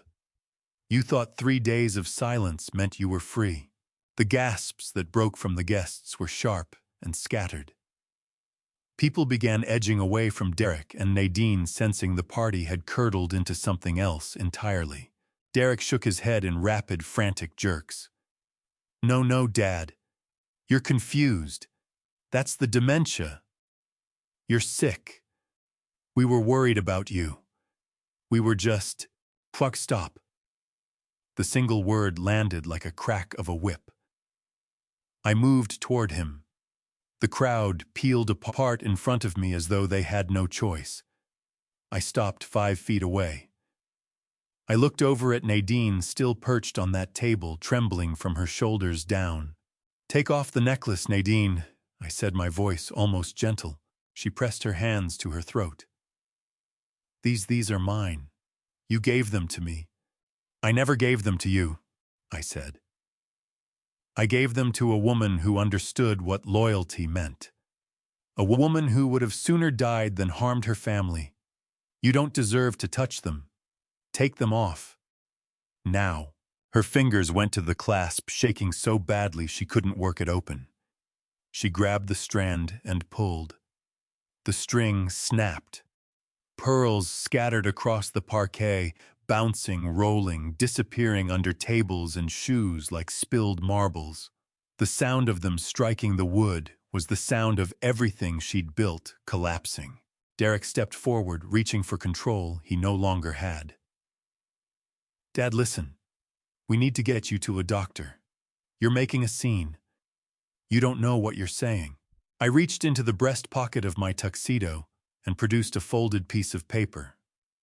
Not a speech. A toxicology report. "I know exactly what I'm saying, Derek," I said, holding it up. "I know about the tea, I know about Dr. Stanton, I know about the forgery, and I know about the $80 million you moved to Nevis 3 nights ago." Derek's eyes went wide. He looked around at his friends, at business partners now staring back at him with undisguised horror. That's a lie," he screamed, his voice splitting. "He's crazy. He's senile. Someone call security, get him out of here." Nobody moved. The bouncers held their posts by the door, arms folded. They were on the house payroll. And they knew who the master of this house was. "You genuinely believed you could kill me and step into my life?" I asked, closing the distance by another step. "You thought I was just a doddering old man you could wipe from the board." I leaned in close, meant for his ears only. But in that silence, half the room caught every word. "I built this empire eating men like you for breakfast, Derek. You didn't kill the shark. You just woke him up." Derek's eyes cut to the door. I could see him calculating, weighing his chances, teetering on the edge of running. "Don't," I said. "Look outside." He turned to the window. Through the glass, red and blue lights from police cruisers began to strobe, silent at first, then swallowed up by the wail of sirens slicing through the night. "The party's over, son," I said. "And the bill has come due." The chaos churning through the ballroom had its own gravity. A living swirl of confusion and murmurs pulling everything into it. Derek stood at the center of it, face drained, working to explain away the police lights bleeding through the sheer curtains, insisting to anyone who'd listen that it was a misunderstanding, a prank, a mistake. He was clawing to preserve the illusion of control for just a few seconds more. He raised both hands, shouting for order, shouting for the DJ to bring the music back, shouting that everything was fine. But I was finished with illusions. It was time for cold, hard reality projected 10 feet tall. I stood in the shadow of the doorway, invisible to the frantic room, and pressed the small Bluetooth transmitter in my pocket. That was the signal Alistair and the technical team had been waiting for. The ballroom lights didn't dim. They died. Total, absolute darkness swallowed the room whole. The plunge into blackness silenced the crowd in an instant. The laughter stopped. The clinking of glasses stopped. For one suspended heartbeat, there was nothing but nervous breathing and the soft rustle of expensive fabric. Then the massive projection screen Derek had set up to run a slideshow of his own vanity. His cars, his vacations, his manufactured success flickered to life. But it wasn't Derek grinning on a yacht. It was a grainy, high-definition video feed. The timestamp in the corner read 3 days ago. The setting was my private study. A collective gasp tore through the room as the image sharpened. Everyone recognized that room. Everyone recognized the 2 people inside it. The audio hit through the concert-grade speakers Derek had rented, clean, sharp, every syllable stripped of ambiguity. "It's done." Nadine's voice rolled through the dark ballroom. "I doubled the dose in his tea this morning." On screen, the guests watched in horrified silence as Nadine raised a small glass vial and swirled the liquid inside, catching the light. Her face was twisted into a smile that held nothing human in it. "How long?" Derek's voice came through the speakers, the voice of a man impatient for what he believed was already his. Dr. Stanton said 3 days. Nadine answered from the screen. The arsenic accumulates, then the digoxin triggers the arrhythmia. It'll look exactly like a heart attack. The old man won't know a thing. He'll just go to sleep and we'll wake up rich. I watched the crowd in the cold blue light reflecting off the screen. I read their faces. Disgust. Shock. The friends who'd been drinking Derek's champagne 5 minutes ago were pressing their hands over their mouths. They weren't looking at a party host anymore. They were looking at a monster. The video cut to a second clip. Derek seated at my desk, bent over a document, carefully tracing my signature. "I just need to get the loop right," he muttered on screen. "Once I sign this power of attorney, we can drain the accounts before the funeral home even picks up the body." The video ended. The screen went black. The silence that followed was heavier than the darkness itself. It was the silence of a courtroom in the moment before the gavel falls. The silence of judgment. Then a single spotlight snapped on flooding center stage. Derek wasn't standing there. He had backed himself against the champagne tower, crouching like an animal caught in a floodlight. The spotlight found me instead. I stepped forward through the double doors. I did not move like the frail, bewildered old man they had all heard rumors about. No cane, no stoop in my shoulders, the one I had carefully exaggerated for the past 6 months. I wore a tuxedo tailored in London 20 years ago, a suit of armor cut from black wool and silk. My spine was iron. My head was high. I moved with the deliberate predatory bearing of the man who had built this estate stone by stone, who had survived market collapses and corporate raids that would have broken lesser men. The crowd yielded as I walked through them, pulling back instinctively, as though my presence alone was exerting pressure on the air. Nobody spoke. The only sound was my dress shoes striking the marble floor, steady, measured like a clock, counting down the last seconds of my son's freedom. I recognized faces in the crowd. Former business partners who had stopped returning my calls because they'd convinced themselves I was senile. They looked away, unable to hold my gaze. I saw the social climbers who had attached themselves to Nadine, already sidling toward the exits. I reached the stage. I climbed the stairs one step at a time, unhurried. I passed the DJ booth where the terrified kids stood frozen. I walked to the center of the platform where a microphone stand was waiting. I took the microphone. I didn't look at the crowd. I looked at Derek. He was shaking, not trembling, shaking his whole body, vibrating with fear. His face was soaked in sweat and streaked with tears. Nadine was on the floor beside him, sobbing, mascara running in black rivers down her face. The pearls she had stolen scattered around her knees like broken teeth. I brought the microphone to my lips. My voice was steady. It was the voice of a man who had already done his grieving and had nothing left to lose. "You're celebrating my funeral just a little early, aren't you?" The words settled over the room, cold and biting. Derek made a sound, a small, wretched whimper. "Dad, please." It was a joke. It was all a joke. I smiled. It didn't reach my eyes. A joke. I let the words sit. "Is that what you call attempted murder, Derek? Is that what you call poisoning the father who raised you on his own? Is that what you call forging my name to steal $80 million from a federal sting account?" The crowd murmured. The words "80 million federal sting" moved through the room like a current. I gestured to the screen behind me, now dark and blank. "You wanted a show, Derek. You wanted to be the star." I swept my gaze across the guests. "Well, here's your standing ovation." Then I turned to the room. "Get out," I said. Not loud, just certain. The words reached the back wall without effort. "This is not a party. This is a crime scene, and anyone who remains will be treated as an accomplice." The room came apart. People moved for the doors all at once. The thin veneer of high society dissolving as guests shoved past each other in their rush to get out. But the doors didn't give. The FBI agents who had been stationed as security stepped into their positions, sealing the exits. Agent Brandt walked onto the stage. He wasn't in a tuxedo. He wore his windbreaker, the bold yellow FBI letters visible across his back. Derek Weston. He announced, his voice filling the room without a microphone.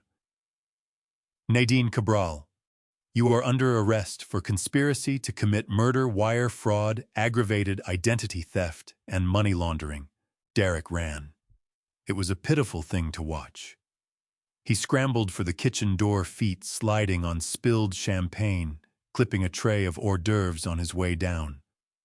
2 agents were on him before he'd taken 3 steps. They drove him into the wall, hard enough to rattle the art frames. I watched them wrench his arms back.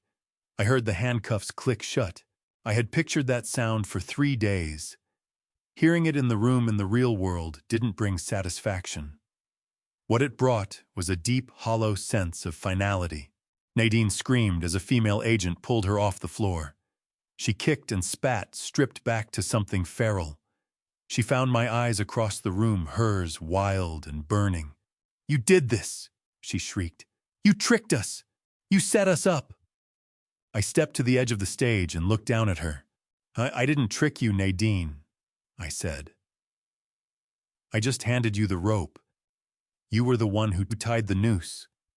You were the one who decided my life was worth less than a wire transfer." Derek was crying now, pleading, as the agents pulled him toward the door. "Dad!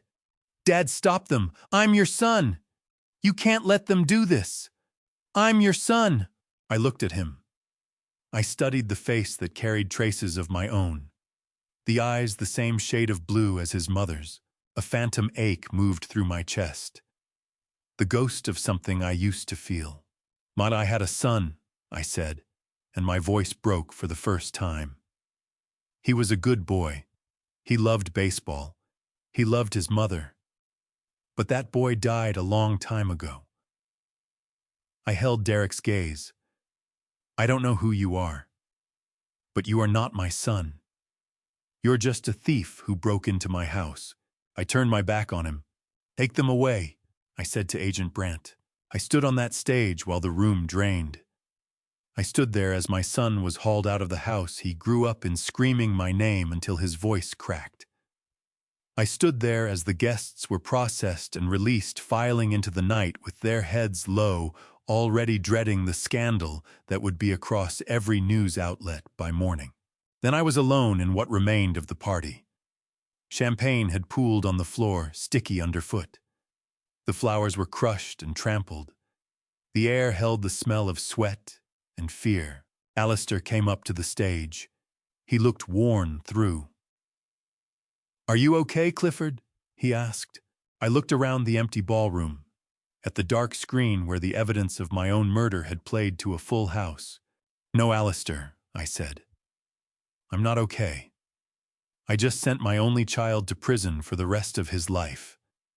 I came down the stairs. On the floor, a single pearl caught the light. I picked it up. It was cold and hard against my palm. "But I'm alive," I whispered. "And tonight that has to be enough." I walked toward the front door, moving through the wreckage of a celebration that never really happened. I needed air. I needed to get the smell of this place off my skin. I passed the police cruisers, past the flashing lights, and stepped out into the night. I looked up at the stars. The same stars I'd watched as a young man, burning with ambition and certainty about the future. I was old now. I was alone. But I was free.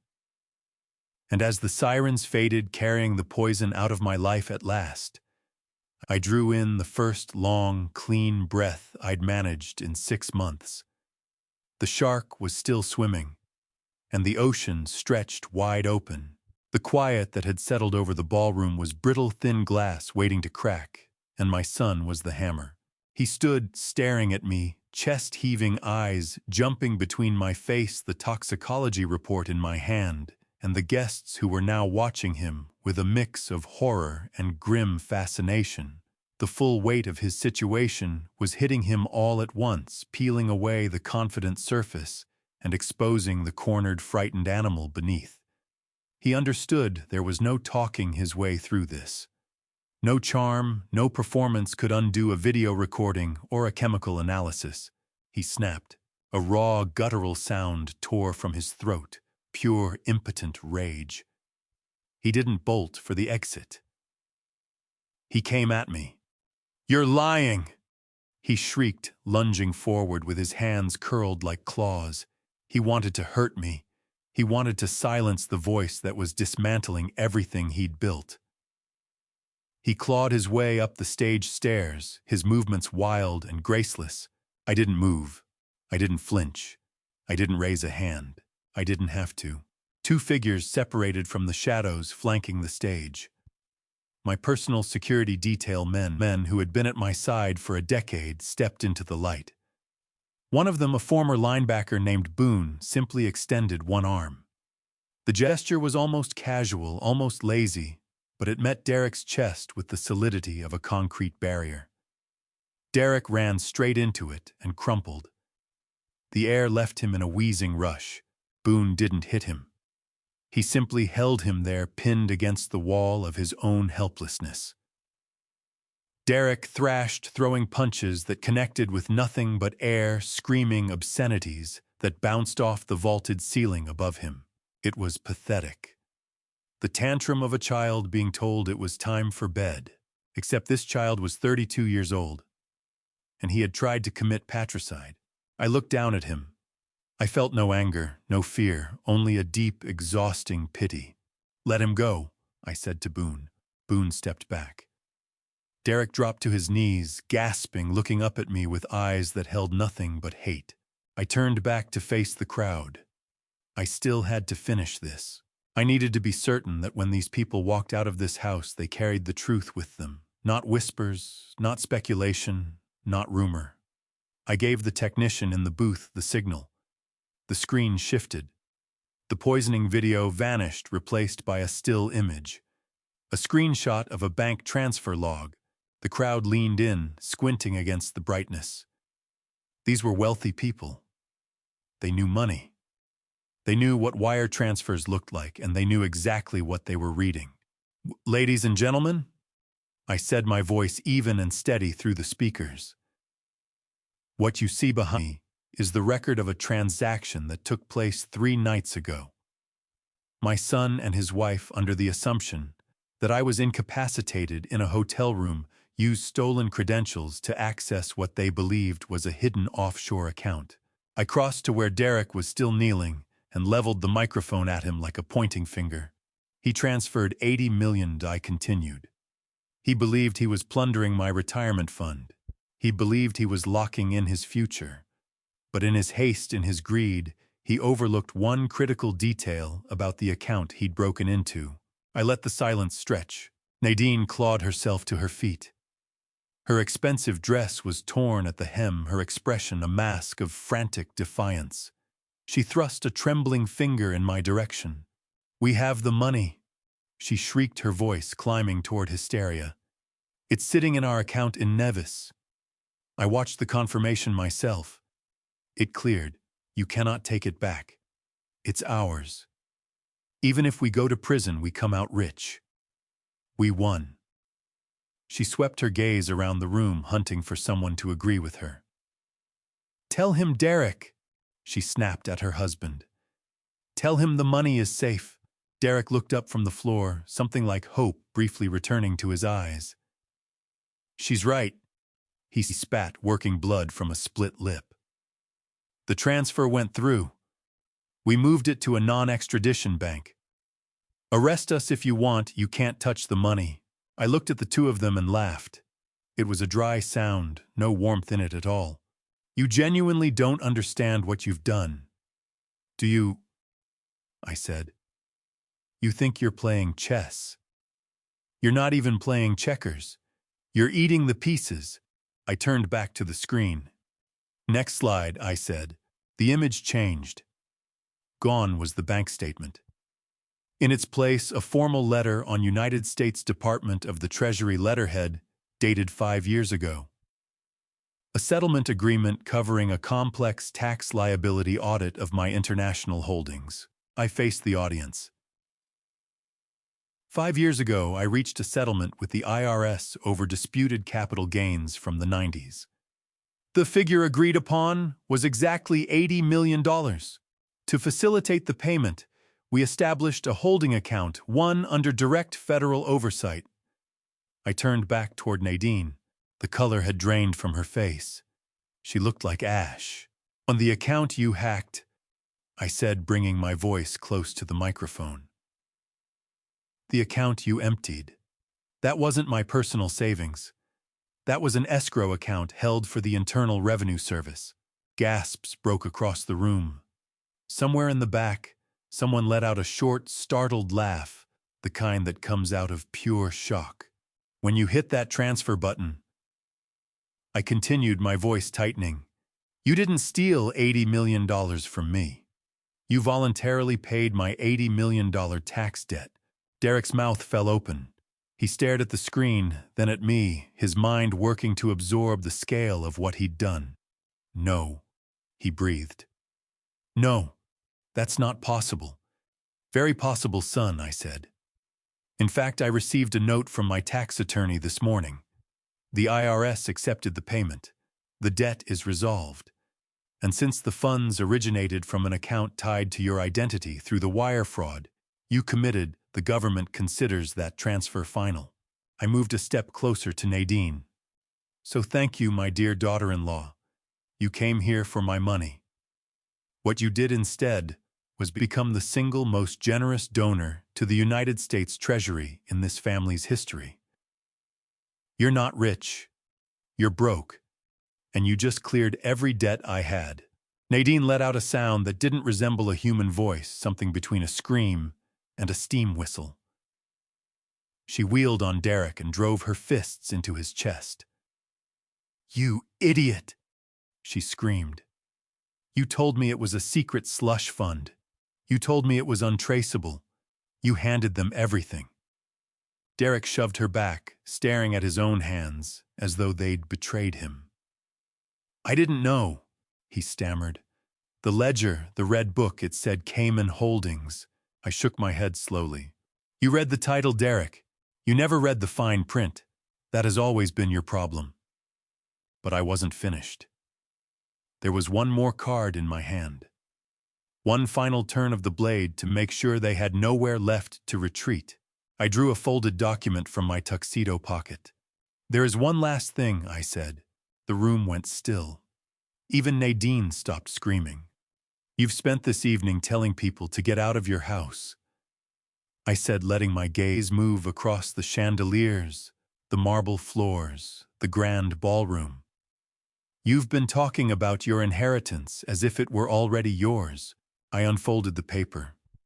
It was a deed of sale. I sold this estate at 9 o'clock this morning, I announced. Derek's head snapped up. What? You can't, the trust.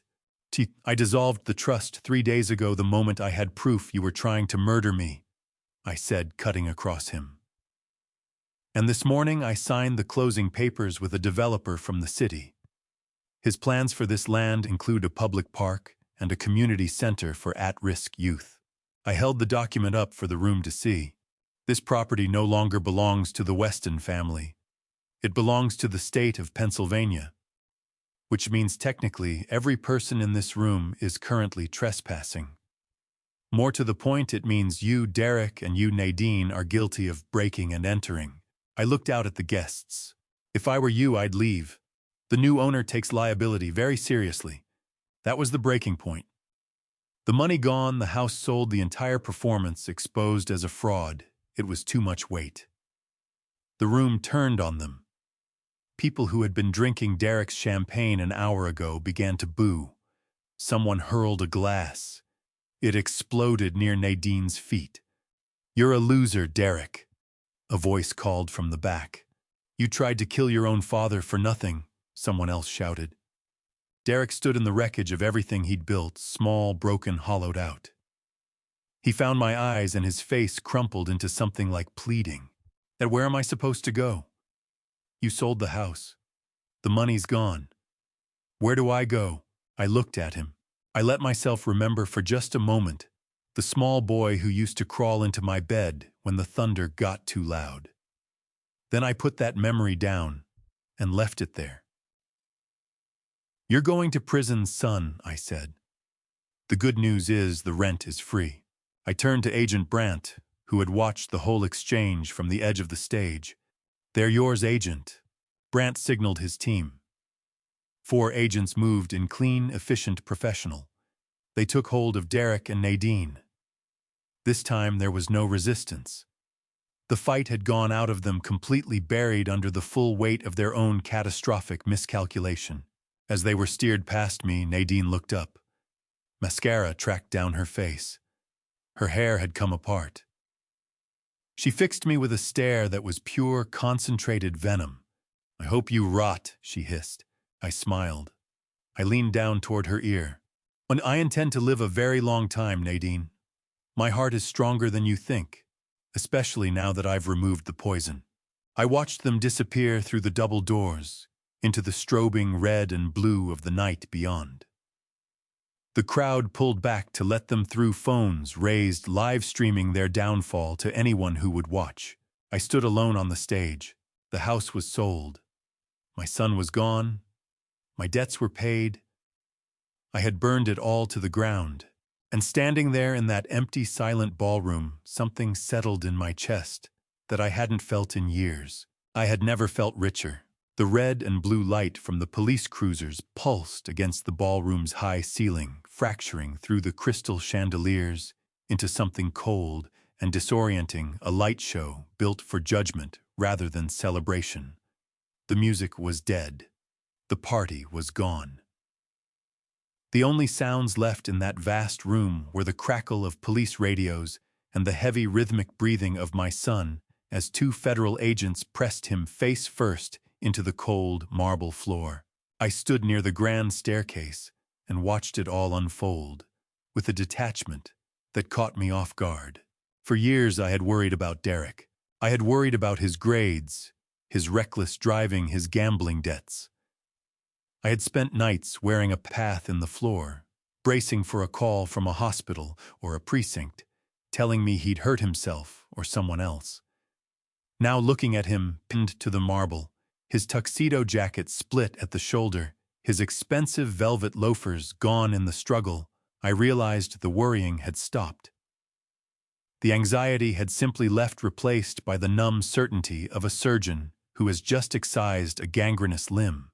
Agent Brandt stood over him, reading him his rights. You have the right to remain silent. Anything you say can and will be used against you in a court of law. Derek wasn't remaining silent. He was sobbing into the floor, a muffled, wretched sound that grated on my nerves.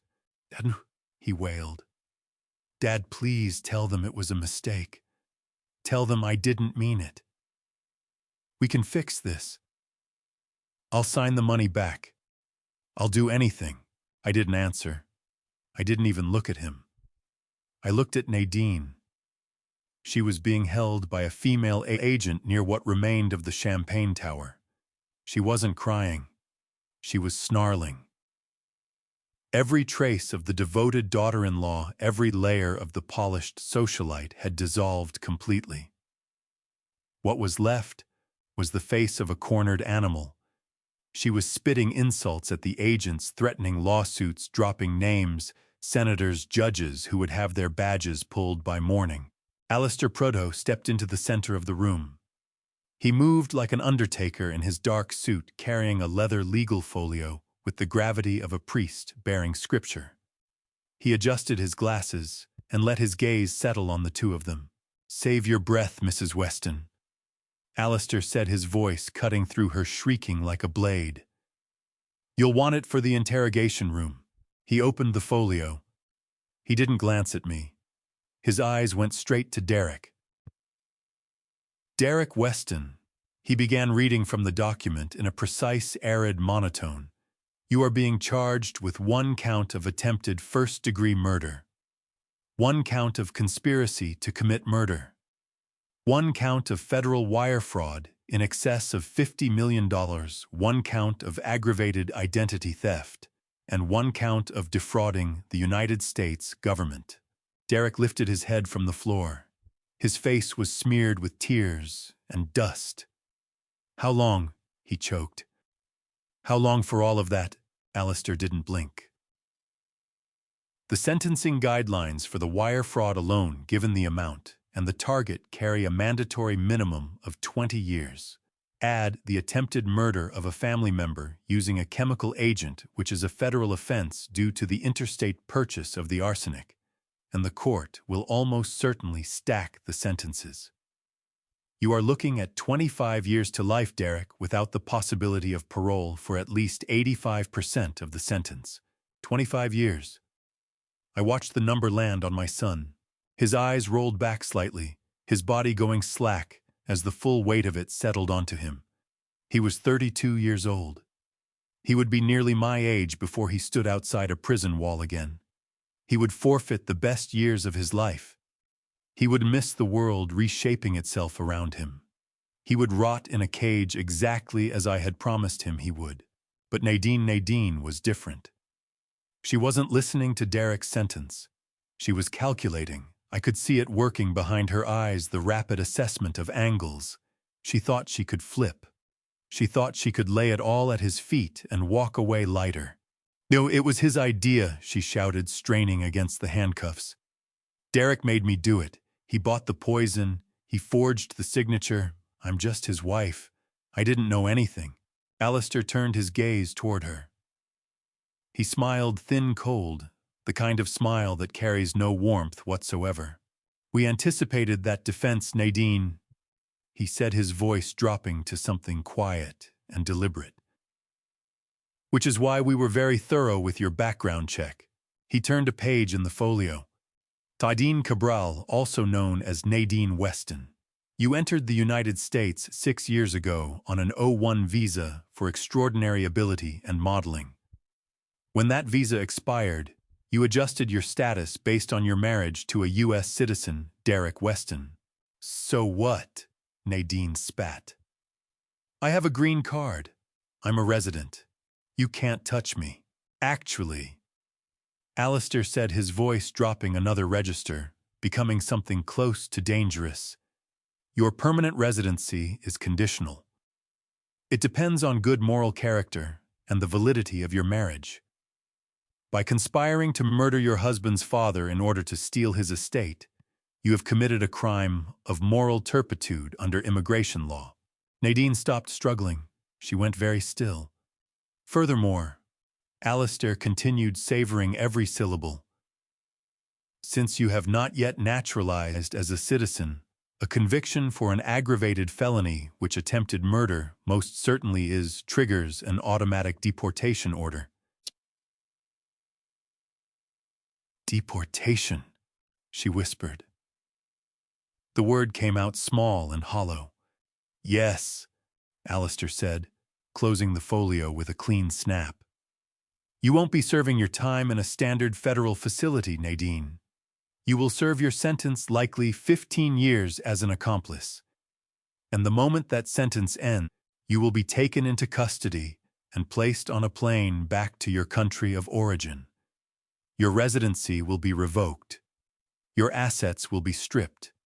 And you will be permanently barred from ever setting foot in the United States again." "No," Nadine gasped. "You can't. I have nothing there. My family, I haven't spoken to them in years. I can't go back." "You should have considered that before you stirred arsenic into a teacup, Mrs. Weston," Alistair said, and turned his back on her. The agents hauled them both to their feet. It was time. I turned away. I couldn't watch them walk out the door. I moved toward the French doors that opened onto the terrace, needing air, needing distance from the smell of their desperation. I stepped out into the night. The air was crisp and carried the scent of the ocean, a sharp, clean contrast to everything suffocating inside. I crossed to the stone railing and looked down at the driveway. From up here, the police cruisers looked like toys. I watched as the agents walked Derek and Nadine toward the waiting vehicles. They looked small. They looked insignificant. They weren't the masterminds who had outplayed the old man. They weren't titans. They were two greedy children who had reached for the sun and scorched themselves to ash. I saw Derek pause at the door of the cruiser. He looked up. He scanned the face of the house, searching for me. I stepped forward into the light and let him find me one last time. He froze. Even across that distance, I felt the weight of his gaze. His mouth opened a plea perhaps, or a curse, but the agent pressed his head down and folded him into the back seat. The door swung shut. It was a heavy final sound, the sound of a vault being sealed. Then Nadine was pushed into the second car. She was kicking at the window, screaming silently behind the glass. The sirens gave a short chirp. The convoy began to move. I watched the red tail lights thread their way down the long, winding driveway, past the clipped hedges, past the iron gates, and out onto the main road. I watched until they were nothing but distant pinpricks. Then, until they were gone entirely. Gone. The house was empty. My family was gone. I turned back toward the room. The ballroom had gone quiet. Agents were breaking down their equipment. A few remaining staff members swept up broken glass. I walked to the table where Derek had been holding court all night. The bottle of 1982 Pichon Baron that Nadine had been drinking from in the video was still there, uncorked, breathing in the air of the room. I picked it up. This was the wine they had opened to toast my death. This was what she had been pouring down her throat while laughing about my heart giving out. I went to the bar and took a clean glass. I poured a generous measure. The wine was deep red, the color of blood, the color of life. I carried it back to the balcony. I raised the glass toward the moon. To Clifford Weston. I whispered into the empty night. I drank. It was extraordinary. Blackberries oak earth, but underneath all of that, it tasted of survival. I didn't cry. My tears had been spent months ago in the doctor's office in the hollow nights, when I finally understood that my son had become a stranger. There was nothing left to grieve tonight. There was only the cold, clean satisfaction of a ledger that had finally been balanced. I set the glass down on the stone railing and let the silence hold me. Tomorrow the real work would begin. A house to clear out, a foundation to build, a life to take back. But tonight I was just a man standing on a balcony breathing air that held no trace of poison. I turned and walked back inside. I didn't look back. There was nothing behind me worth a second glance. The future was the only direction that mattered now. And for the first time in a long, long time, the future belonged to me entirely and without condition. The Charleston sun is a different kind of animal than the cold, flat light of Pennsylvania. It conceals nothing. It burns everything clean. I stood on the terrace of my new penthouse overlooking Charleston Harbor, watching white yachts carve through the turquoise water below. The air carried salt and jasmine, a world away from the smell of old money and concealed rot that had soaked into every wall of my life on the main line. It has been exactly 1 year since the night the lights died in that ballroom. 1 year since I watched the red and blue strobes carry my past out into the darkness. I turned back to the living room. It was open, modern, flooded with light and filled with art I had chosen for myself, not as investments, not as signals of status. No dark corners in this place, no hidden cameras, no panic rooms. I didn't need any of that anymore. The only things I carried from my old life were the toxicology report now framed on my office wall as a permanent reminder of what blind trust can cost and the people who actually mattered. Luciana came through from the kitchen carrying a tray of iced tea, humming something in Spanish. In my old house, that voice had been small and careful, pressed down by fear. Here it was, full and easy, spilling into every room. She set the tray on the glass table where her son, 10-year-old Renato, was bent over a chessboard with the focus of a surgeon. "Mr. Weston," Luciana said, smiling. "You're going to let him win today. Yes, it's his birthday." I crossed the room and settled into the chair across from the boy. I studied the board. Renato was in a tight corner. His king was boxed in, but he had a knight sitting in a position that could turn everything around if he was sharp enough to see it. "In this house, Luciana," I said, looking at Renato, "we don't hand out gifts that haven't been earned. Victory has no taste if it's served to you on a silver platter. Isn't that right, Renato?" Renato looked up, his dark eyes steady and serious. "Right, Mr. Clifford. I have to beat you for real." I smiled. "That's my boy." I watched him think. He was sharper than Derek had ever been at that age, if I was honest with myself. I was covering his private school tuition now. I had established a trust fund for his college, not the kind of trust that gets rated for sports cars, but one built around books, tuition, and travel. I was putting my money into his mind, not his sense of entitlement. As he reached for his bishop, my thoughts drifted to the letter that had arrived yesterday. Federal Correctional Institution, Lewisburg. The return address read simply, "Inmate 74921, Derek." I hadn't opened it. I didn't need to. I already knew the shape of it. The first letters had been full of rage threats, someone else's fault. Then came the bargaining promises of change, pleas for money to buy protection inside. By now I suspected the letters were just the hollow output of a man who was beginning to understand that the world had moved on entirely without him. Alistair had told me Derek was working the prison laundry, pulling in 12 cents an hour. At that rate, it would take him 400 million years to recoup what he'd tried to steal in 4 minutes. And Nadine was gone. Deported 3 months ago after her plea deal collapsed.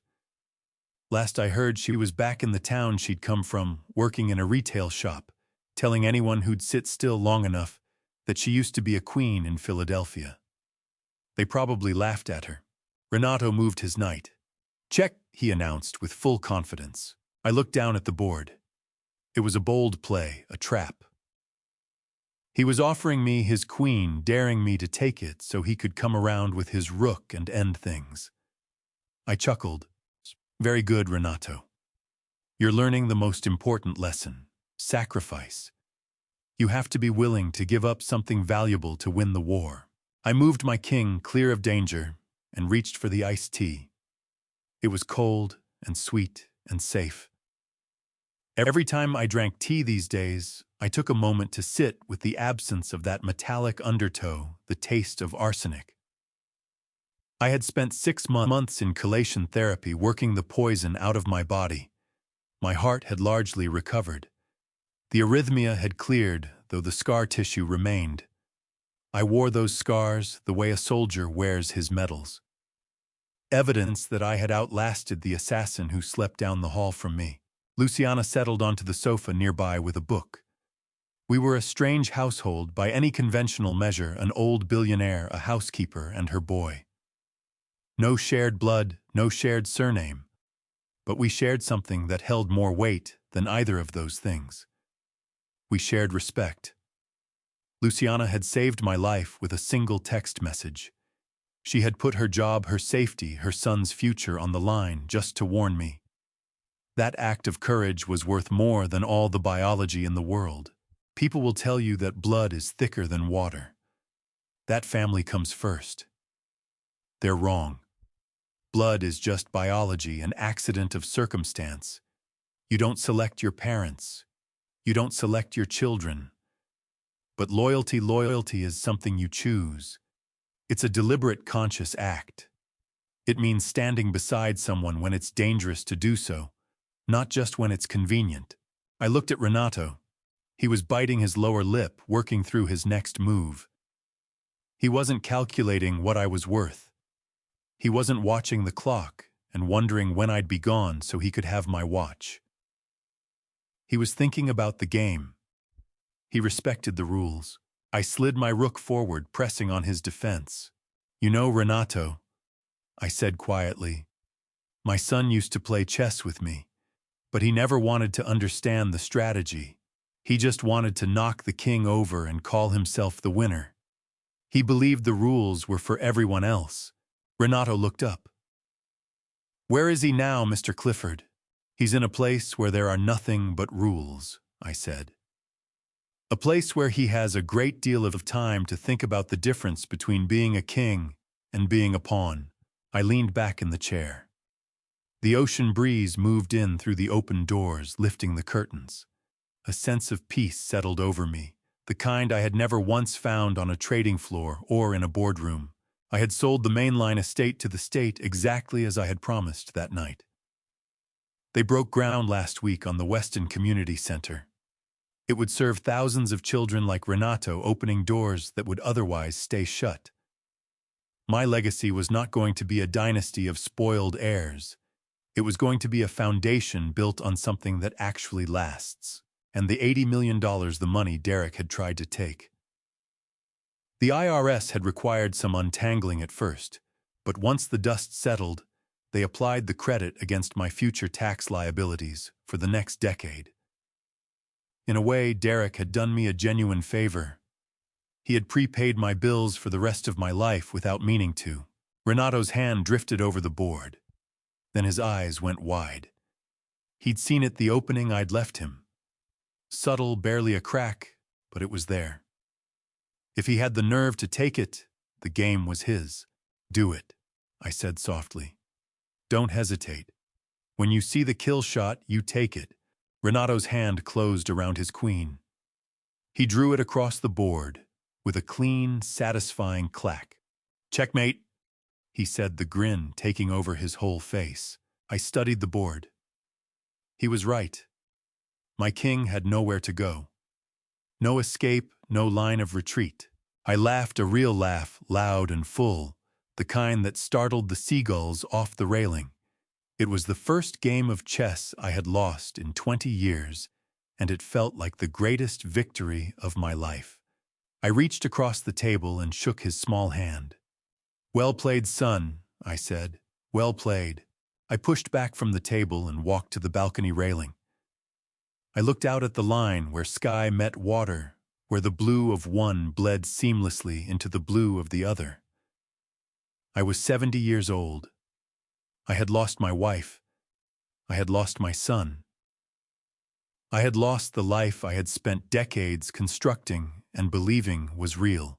But standing here in the warmth of the sun, with Luciana and Renato laughing somewhere behind me, I understood that I had found something far more valuable in its place. I had found the truth. They say the price of betrayal is heavy, that it destroys trust, breaks hearts, leaves wreckage. All of that is true. But they never tell you what's on the other side of it. The price of betrayal is also clarity. It burns through the layers of fiction until only what is genuine survives. I looked at the chessboard at the white king lying on its side. My son wanted to inherit a kingdom. He wanted the crown.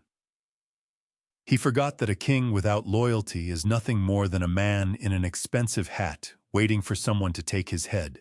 I didn't destroy him. I simply let him play his own game until he ran out of moves. I smiled, a real smile, unhurried and warm that reached all the way to my eyes. If you've stayed with me this long, then you know this wasn't just a story about money or betrayal. It was a story about what a person is willing to do and what it costs them when they finally stop looking away. Looking back, I won't pretend it didn't leave a mark. Watching your own child be led out in handcuffs is not a victory you celebrate. It's a wound that closes slowly, if it closes at all. But I believe God does not let poison run forever. There is a point where what is hidden gets brought into the light, and when that moment came for me, I was ready. The price of that clarity was high. The lesson it left behind was worth every bit of it. So here is what I want you to carry with you from this story. First, if someone in your life is quietly rewriting the narrative about your health or your mind, pay attention. Trust your own judgment before you trust their diagnosis. Second, loyalty cannot be assumed. It has to be demonstrated, especially when the stakes are real and the cost is personal. Third, when you discover the truth about someone, do not react in anger. Gather your evidence. Let them finish building the trap. Then step aside and let it close. Fourth, the people who stand by you when it would have been safer not to, a message sent at the right moment, a quiet act of courage. Those are your real family, whatever the paperwork says. If this story moved, you leave a comment and tell me what stayed with you. Share it with someone who might need to hear it today. And if you haven't already, subscribe to Family Revenge Stories so you don't miss what's coming next. Thank you for being here.